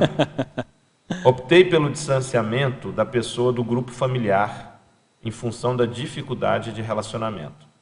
Seu modus operandi está presente em diferentes itens deste verbete, e suas posturas o levaram a se tornar uma pessoa totalmente solitária.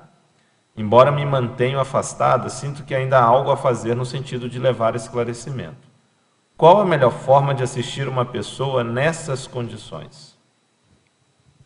O negócio da assistência, um princípio importante é que, de algum modo, o assistido ele tem que estar predisposto a querer ser assistido. Né? Se a pessoa está totalmente fechada, é difícil. Então, às vezes, é o caso de você ver que tipo de elemento, que tipo de coisa que você pode fazer para ter um link com ela. Né?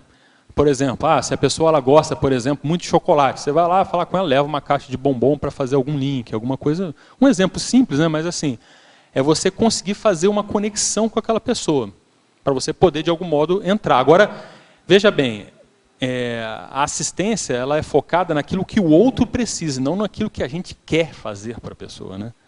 Então é interessante. E naquilo que o outro está disposto a receber também. Né? No que dá para fazer. E no que dá para fazer. Então tem que ponderar tudo isso. Muitas vezes tem pessoas na nossa vida que a gente gostaria muito de ajudar, mas ela não está preparada, ela não está predisposta, que você vai fazer o quê?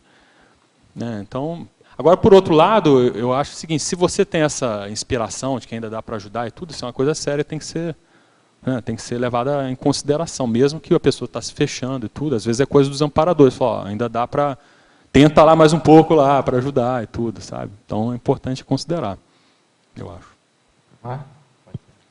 Oi, Max.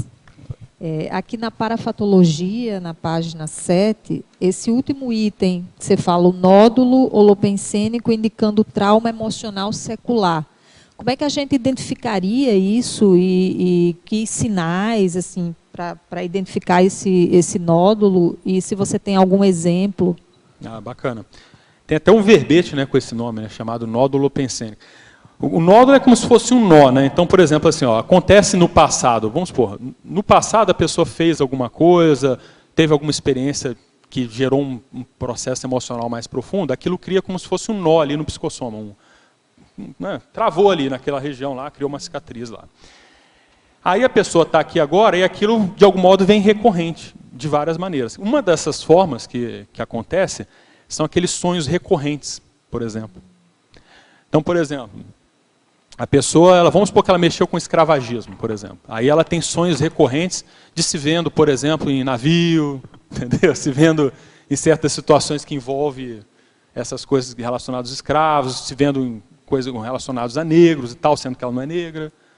Aí você começa a ver assim, olha, pô, alguma coisa está vindo. Por exemplo, tem casos que eu já vi da pessoa que, em vários contextos, ela se vê sendo perseguida. Ela tem vários sonhos que ela está sendo perseguida. Eu até lembrei de uma que eu achei interessante. Quem falou isso foi aquela cantora Katy Perry, não tem? Ela falou, acho que foi ela, sim. Ela falou o seguinte, que uma das coisas da fama para ela que mais dificultou, que depois que ela começou a ficar famosa, ela começou a ter vários sonhos, se encontrava num shopping sozinha, e de repente um monte de gente perseguindo ela, né? Ela começou a ter sonho disso, né? Do caso dos assediadores, que ela levantou a bola. Só que nesse caso do nódulo, isso vem do passado, né? Aquela experiência marcante. Às vezes os assediadores estão ali, aí a pessoa vem ter sonhos, e aqueles sonhos recorrentes que estão mostrando aquilo ali. Aí o que acontece? A hora que ela aprofundar naquele aspecto, a tendência é que aqueles sonhos recorrentes parem de acontecer, a hora que ela começar a trabalhar naquele aspecto emocional. Mas é bacana de ver porque, se está acontecendo isso, é interessante a pessoa verificar, olha, tem alguma coisa mal parada ali. Né? Ou é uma, e às vezes a gente acha que é ruim, mas às vezes é bom, porque a pessoa já está vendo isso, né? Já é possível dela poder investigar o negócio. Né? Então isso é um nódulo, né? Um nó que aconteceu ali na vida, que tem a ver com coisas do passado. Né? O negócio da retrocognição, às vezes acontece da pessoa não ter retrocognição de determinado período em função de traumas que ela teve naquele período daquela vida, ela não consegue ter retrocognição daquilo ali. Tem uma lacuna. Da lacuna, né? Posso só fazer mais uma? Claro. Aqui na... cadê? Aqui na sinergismologia, você coloca o sinergismo patológico, ideia fixa, emoção fixa. Me chamou a atenção, porque aqui eu acho que é a base do processo da intoxicação energética. Seria isso? Assim, sim, você fez essa relação? Exatamente, porque aquilo que a gente estava comentando do início, falando assim, olha, a pessoa, por exemplo... ter até certos pensamentos assim, você pensou alguma coisa que não é positiva de alguém. Uma coisa é você pensar assim, ter aquele pensamento rápido, né, de crítica, às vezes uma crítica não positiva. Uma coisa é você ter isso.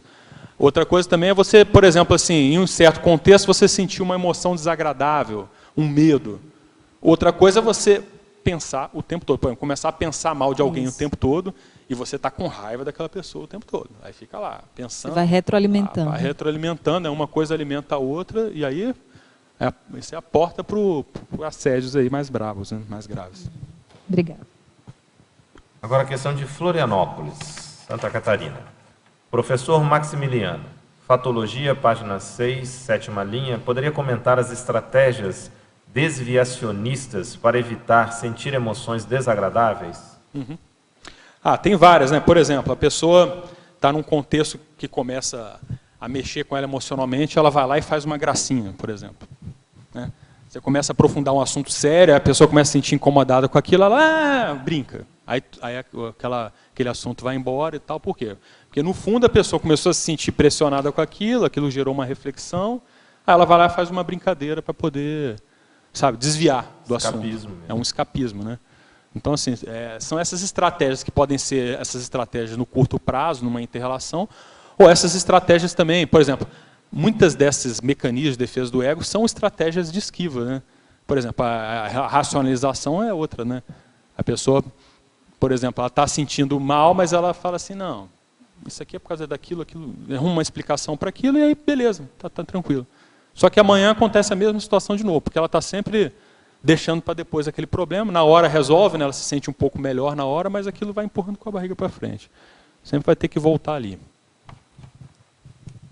Agora questões de São Paulo. Professor Maximiliano, Pensenologia, página 6, primeira linha.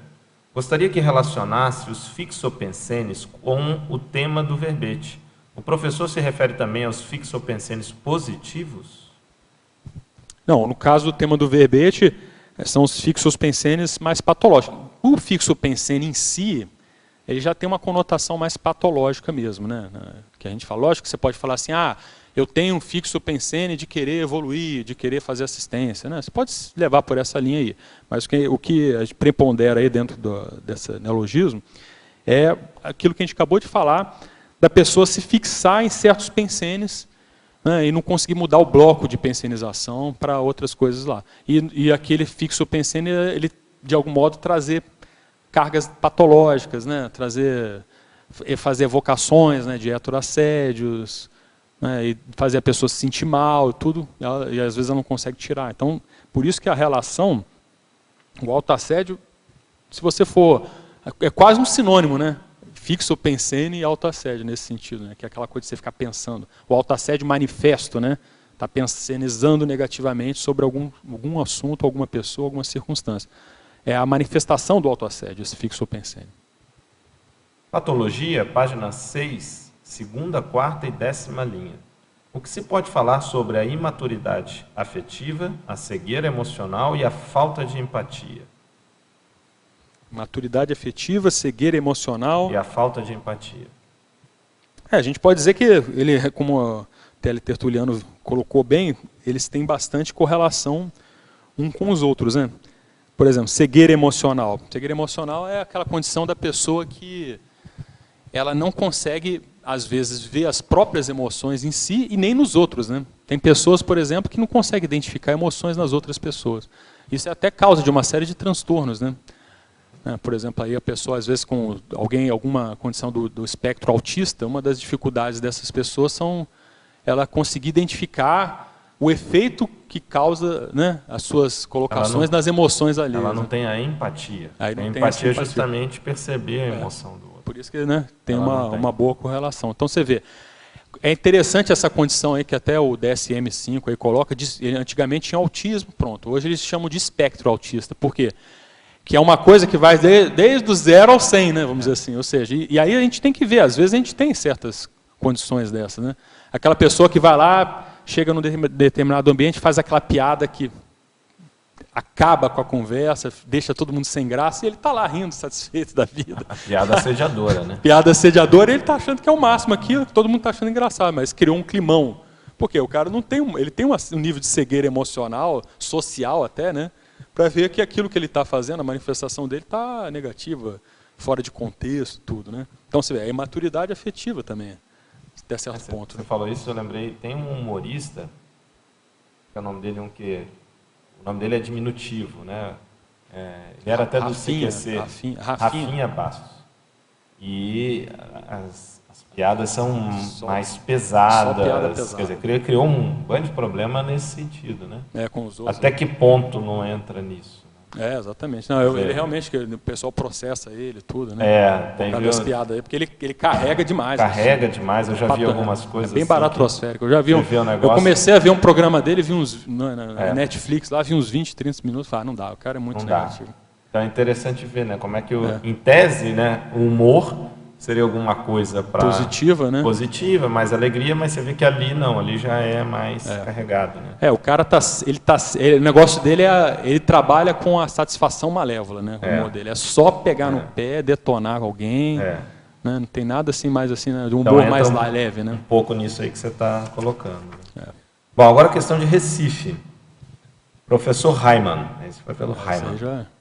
No caso de fazer uma varredura nos chakras, existe alguma técnica energética, manobra, para identificar o padrão de cada um? Poderia falar sobre isso? Sim, sim. Não, se você se fixar em cada um desses chakras, por exemplo, e começar a fazer uma exteriorização, uma absorção chakra a chakra, e fixar, por exemplo, às vezes se você fazer muito rápido, você pode não sentir, mas vamos supor que você vai fazer um trabalho de energia de meia hora, 40 minutos, ficando lá 5 minutos, por exemplo, exteriorizando, absorvendo por cada chakra, e ver como que isso repercute em você. Então, por exemplo, você pode ter devaneio, você pode ter você pode perceber enjoo na hora de mexer com certos chakras. Tem uma gama de manifestações lá, você pode ter dezenas e dezenas de manifestações na hora que você trabalhar com energia num chakra. E assim, como é que percebe? É justamente essa, você começa a ativar aquele chakra, a ideia é você fazer ele funcionar numa potência máxima que você conseguir fazer.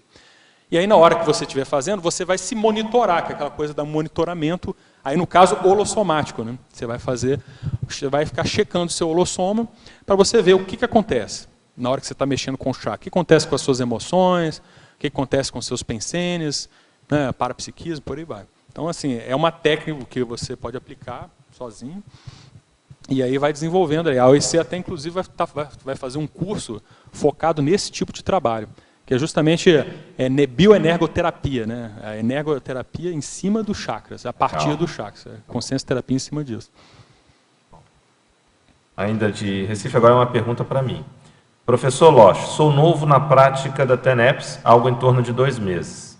É normal a pressão, formigamento, movimentos no chakra frontal e, eventualmente, pressão e zumbido nos ouvidos? Ou isso caracteriza alguma interferência assediadora? Poderia falar sobre isso?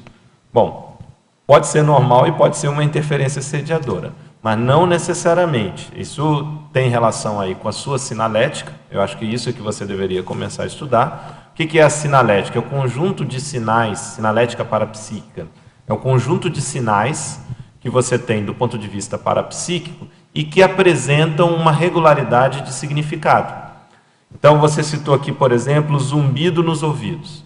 Você tem que ver, no seu caso em particular, o que isso pode trazer de significado. Pode ser, sim, a presença de uma consex, não necessariamente uma interferência, porque quando você fala interferência, parece que você então, ali está sofrendo o assédio, ou você está assediado. Às vezes, é um assediador que você está para assistir, ainda mais no contexto da TENEPS. Só que o significado disso vai variar de pessoa para pessoa. A sinalética, como se fala, ela é personalíssima. Então, o que você pode fazer para isso? É você ver um padrão, o padrão de contexto e de outras informações, toda vez que determinados sinais, como esses aqui que você citou, eles aparecem. Então, vamos pegar, por exemplo, a questão aqui que você falou de movimentos no chakra frontal, frontochakra.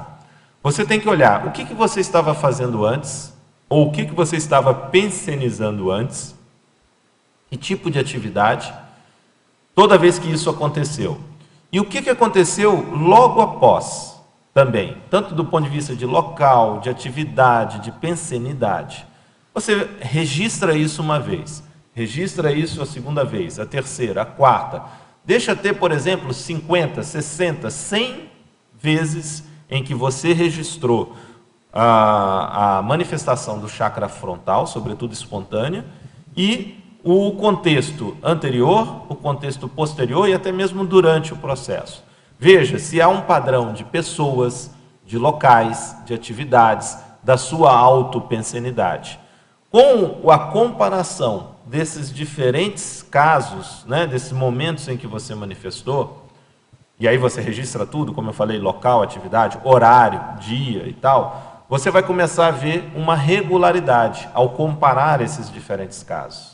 A partir daí, você vai poder fazer algumas inferências sobre o significado. É assim que a gente constrói a sinalética. Então, às vezes, para uma pessoa, zumbido no ouvido esquerdo pode ser, com o tempo ela vai ver que é presença de amparador. No direito, pode ser de assediador.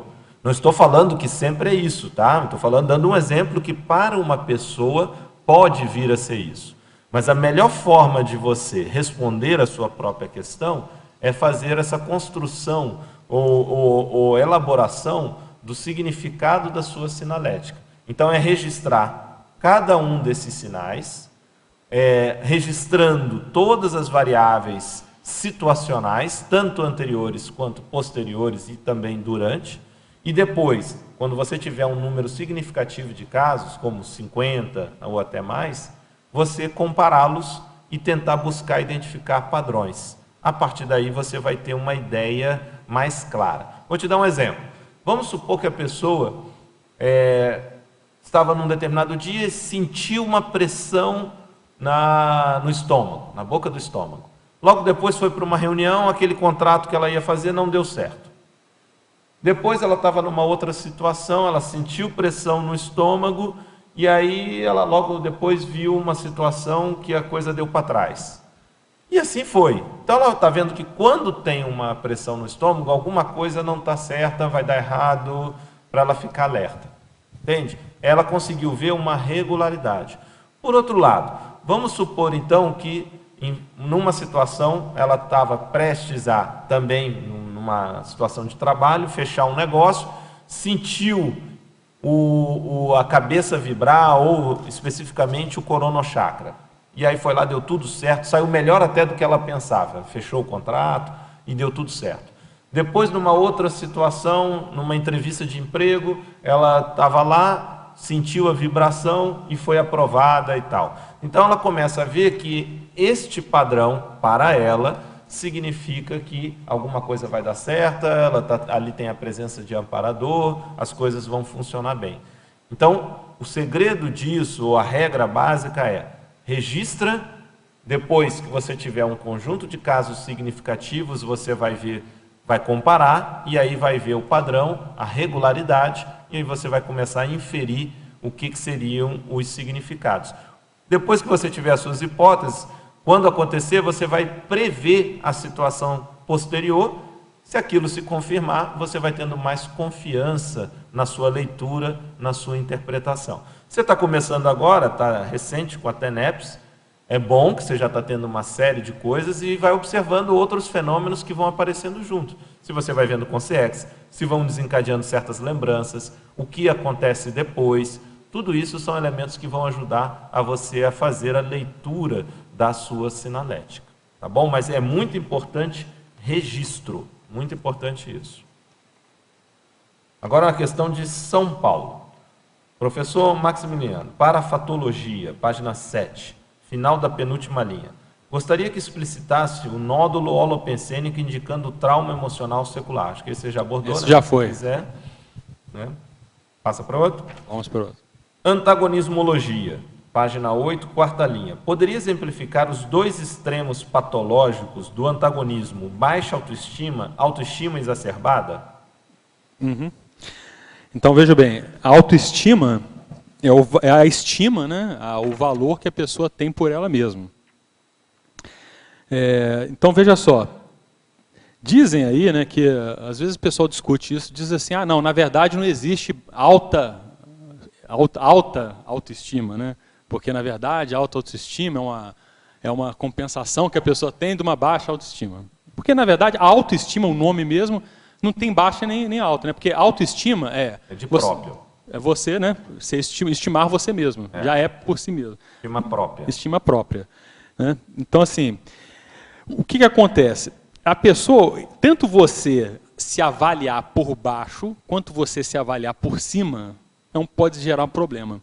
Então, a pessoa que considera que ela é incapaz em tudo, aí, toda vez, como ela se considera incapaz, qualquer situação que ela tiver um desafio, ela vai tirar o corpo fora, porque ela não considera incapaz. Ela não vai se achar, né, preparada para aquilo. Aquilo, na verdade, é um auto-boicote que ela faz. Né? Ela ter esse autoascende latente desencadeia uma série de pensamentos negativos que faz com que ela, de repente, fique em ponto morto. Por outro lado, a pessoa que se acha o máximo, ela também está fora da realidade dela. E ela também vai ter problemas com aquilo, porque às vezes ela vai querer fazer coisas que ela não dá conta, ou porque, na verdade, ela vai se colocar por cima das pessoas, que, na verdade, não tem nada a ver. Então, acaba dificultando o relacionamento dela, que também é um outro problema. Então, ou seja, o ideal é você ter uma autoestima sadia, né? equilibrada com a sua realidade. Esse que é o negócio que a gente fala. Nem a mais, nem a menos. Mitologia, página 8, poderia abordar o mito da impossibilidade do governo das próprias emoções? Sim. Eu achei interessante colocar esse mito, porque se fala que não, as emoções elas são coisas espontâneas e você não tem como controlar as emoções, né? A pessoa não gosta nem de usar esse verbo de controle, né? O controle das emoções. Então, inclusive, tem o mais extremo, né? Que tem muita pessoa que acha que deve viver seguindo as suas emoções, né? Se fala muito, não, eu tenho que seguir o meu coração, tal, para tomar a decisão, tal. A pessoa fala isso. Então, em geral, essa não é uma boa opção, você seguir o seu coração, seguir suas emoções. O ideal é você seguir o seu discernimento. É lógico que você tem que levar em consideração aquilo que você sente nas suas decisões. Inclusive, se diz que se a pessoa que tem esse déficit emocional, ela tem dificuldade para tomar decisão, inclusive, né? Quem tem déficit emocional. Então, mas o que a gente está querendo colocar é o seguinte, é possível você governar suas emoções, senão não existiria ser serenão, por exemplo. Né? A pessoa não ia evoluir nunca, porque ela ia ser sempre um bicho governado pelas suas próprias emoções. Então é um mito totalmente... Né? Agora uma questão de Goiânia. Professor Maximiliano, Fatologia, página 6, terceira linha, de baixo para cima, poderia comentar a autossuscetibilidade às heteromanipulações? Claro. Então, por exemplo, as emoções lá, se a pessoa ela é muito, por exemplo, carente afetiva, que nem a gente estava colocando, a pessoa que é carente, qualquer um que chegue para ela e comece a fazer alguns elogios, ela já vai achar, poxa, essa pessoa, gente boa, né, bacana, vai começar a dar ouvido para a pessoa, você entendeu? Então, assim, a pessoa ela é carente, ela tem aquela brecha, tem gente que é manipuladora, que pode ser com sim ou com CX, que pode usar aquela fraqueza dela para poder fazer ela se comportar da forma como quer. Às vezes, assim, isso acontece muitas vezes em relações familiares, né? Tanto de filhos com pais, quanto de pais e mães com filhos e filhas. Né? A pessoa fala, você não gosta mais de mim, você não vem aqui, você isso, você aquilo. Aí começa, daqui a pouco a pessoa está sendo culpada e começa a fazer tudo que a outra quer, mesmo que vá contra o que ela acha que é o mais importante para ela fazer. Por quê? Porque ela se sentiu culpada. E aí aquele sentimento de culpa, ela não consegue lidar bem com aquilo. Aí ela começa a atender o que o outro faz para tentar reduzir aquele sentimento de culpa que foi a outra pessoa que desencadeou nela. Entende? Para a Fatologia, página 7, quarta linha de baixo para cima. Gostaria que comentasse os estados emocionais predisponentes às semipossessões ou mesmo às possessões malignas. Quando a gente está falando de semipossessão aqui, a gente está falando mais do processo negativo, né? Então, um exemplo que eu acho interessante, que muitas pessoas às vezes têm contato, é quando está conversando com alguém, aí entra em uma discussão, e aí observa a pessoa mudando o rosto dela, às vezes ficando com um rosto diferenciado, a cara fechada, coisa que não é normal da outra pessoa. Então a pessoa às vezes até faz aquele comentário, poxa, você parecia uma outra pessoa falando e tudo, né? Na hora que estava brigando e tudo. Muitas vezes é porque realmente era uma outra pessoa, era uma semi-possessão da consciência que se aproximou ali. Naquele momento a pessoa estava muito exaltada emocionalmente, aquela exaltação emocional propiciou o acoplamento e a consciência meio que dominou a manifestação ali naquele momento. E aí a pessoa faz a transfiguração facial ali, às vezes física inclusive. Então você vê, isso aí é uma semi-possessão, uma mini-possessão, né, rápida lá. E existem casos, por exemplo, tem muitos casos na criminologia que você vai ver lá, por exemplo, pessoas cometeram crimes, às vezes assassinatos, essas coisas todas, e a pessoa fala, olha, eu apaguei, eu não lembro de nada, não vi nada, quando eu vi eu já estava ali com a arma na mão, já tinha tudo acontecido, tudo. E às vezes a pessoa está mentindo, não, às vezes é porque teve uma possessão ali na hora, que a pessoa teve predisposta, né? E aí vem assim, mas de onde vem isso? Muitas vezes é assim, imagina, a pessoa tem um ódio mortal pela outra, tem aqueles pensamentos obsessivos negativos, aquilo vai criando uma predisposição que chega uma hora que a consciência domina totalmente a consim. E aí, daí o que vai acontecer, né? Quando tem esse tipo de domínio, a gente não sabe, né? Pode acontecer coisas terríveis aí. Bom, mais uma questão da sua turma lá da Alemanha. Alemanha? Terceira região. Terceira região? Foram 3 pessoas da Alemanha, são 3 regiões diferentes que eles colocam aqui a região. Né? Bacana. Essa é de Heidelberg. Professor Maximiliano, E é engraçado, só um parênteses, né? A Alemanha, a gente até citou essa questão de ser mais frio, das emoções. Vezes, normalmente, né? Pelo menos o que se tem de ideia, né? Não, mas processo cultural, étnico alemão, ele é mais fechadão, né? O próprio idioma, né? Um idioma muito mais duro, rígido. Né? Bom, professor Maximiliano, gostaria de dar a minha contribuição falando da minha experiência em relação ao tema. Eu sempre fui muito explosiva, chegava às vezes a perder a noção do que dizia e fazia. Sempre fui também uma consim esponja. Fazem 8 anos que tenho trabalhado na minha autopesquisa e trabalhado em cima do meu ego. Aprendi que uma das melhores coisas é aceitar o que você sente. O não negar, encarar de frente, e no momento em que a coisa está acontecendo e você encara de frente, é como se o sentimento perdesse a força. Também e principalmente, trabalhar com as energias. E um bom EV nesse momento é maravilhoso. Poderia comentar? Não, eu acho que ela colocou muito bem aí, o negócio é por aí mesmo. Não adianta bloquear as emoções e mexer com as energias, elas juntam demais, né, gente? Porque, pensa bem, a gente fala da conexão, pensene é o quê? Pensamento, sentimento e energia. Então, se você entra com as energias, você dá uma equilibrada nas suas emoções, nos seus pensamentos. É por aí mesmo, eu acho que... Está no caminho certo. Está no caminho. Agora a questão de Londres, Inglaterra. Professor Maximiliano, Crescendologia, página 8. Poderia explicar sobre o crescendo expectativa, frustração? Como fazer para não ter expectativa sobre as outras pessoas? E como lidar com a frustração, por exemplo, frente a egoísmos homéricos e atitudes de pouca cosmoética de amigos e colegas queridos ao nosso redor? O negócio está com expectativa alta. A gente conhece. Um abraço para você. Eu sei quem está falando. Legal. Você conhece também. Bacana ter colocado. Veja bem, o negócio da expectativa... Tem uma coisa que o professor Valdo fala que é interessante, eu acho o máximo, não acho nada fácil de fazer, que é o perdão universal, né? A pessoa já perdoa, perdão universal antecipado, perdoa todo mundo antecipadamente. O perdão, ele tem muito a ver nesse sentido com a questão da expectativa que você tem ou não, né? Porque pensa bem, mas vamos analisar. Você já levantou quais são as expectativas que você tem em relação às pessoas? Aí, primeira coisa, avalia se essas expectativas elas são racionais. É que nem você colocou, né? Que ela colocou no final aí, de amigos, parentes e tal, como é que é? Ela colocou assim. Como lidar com a frustração, por exemplo, frente a egoísmos homéricos e atitudes de pouca cosmoética de amigos e colegas queridos ao nosso redor. Entendi. Então, você vê, amigos queridos e tal. Então, se você gosta realmente da pessoa, é interessante você conhecer como é a pessoa e saber que ela pode agir dessas maneiras, dessas formas que você não gosta, né? Eu acho que a expectativa ela tem muito a ver de você abrir mão de querer que as coisas sejam do jeito que você acha que é o melhor.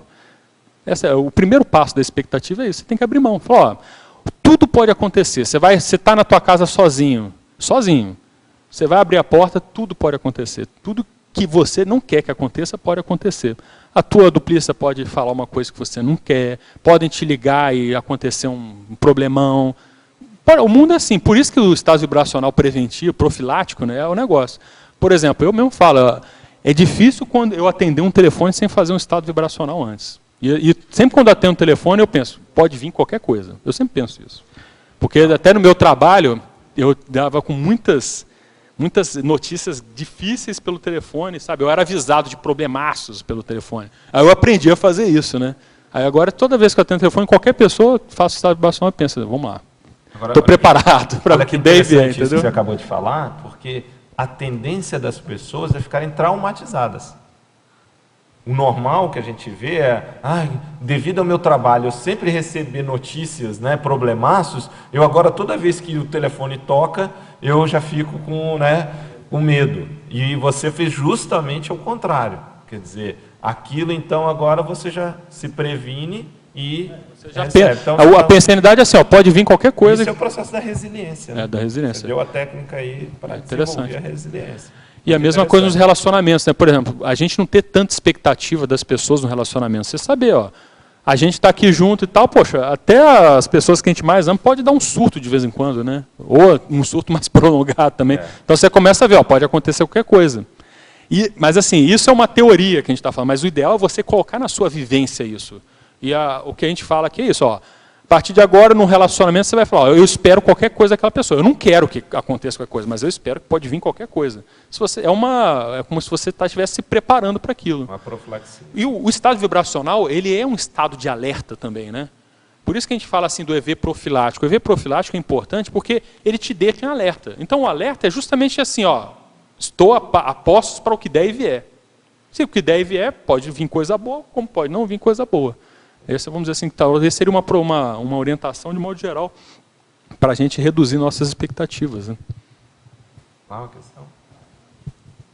Deixa para cima, isso, pode ir falando que vai. Isso. Na parafatologia, naquela questão anterior sobre as semi-possessões e possessões, sim.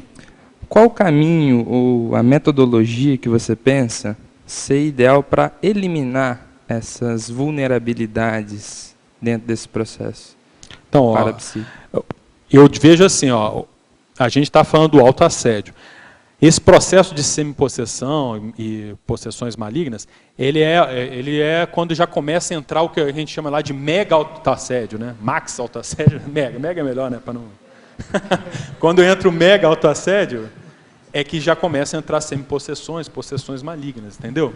Então, assim, é um crescendo patológico, na verdade.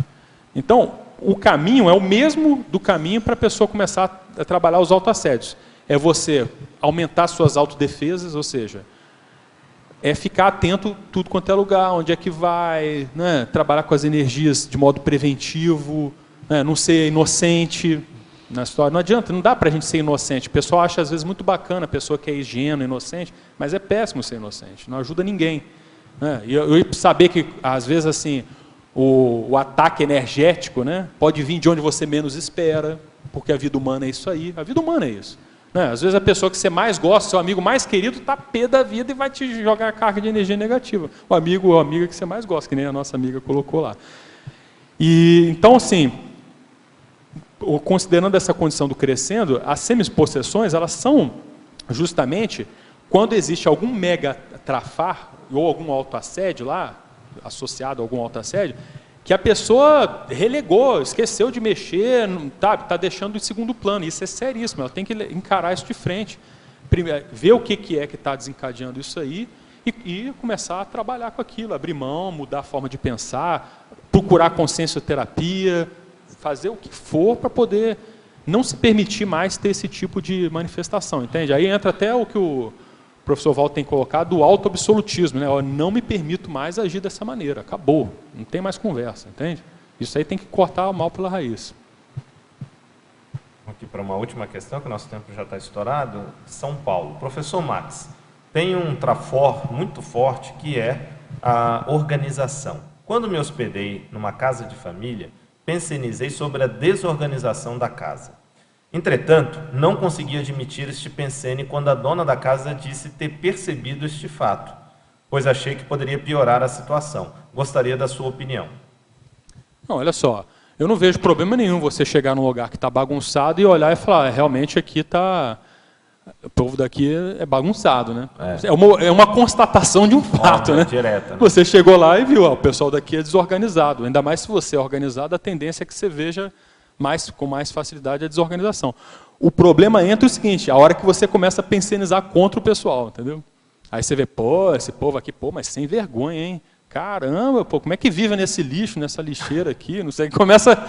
A hora que entra nisso, aí você já começou a virar meio que assediador do pessoal lá, entende? Tem uma expressão do Walter que ajuda muito nisso, que é pensenizar sobre o mal, e não pensenizar mal. Mal, exatamente, muito bem colocado isso aí. Então põe aquilo como objeto para pensenização, mas não pensenizando mal. A gente tem que ter senso crítico, né, cara? Ver as coisas que estão erradas, tem que ver. Claro, até para poder assistir. Até para poder assistir, isso aí.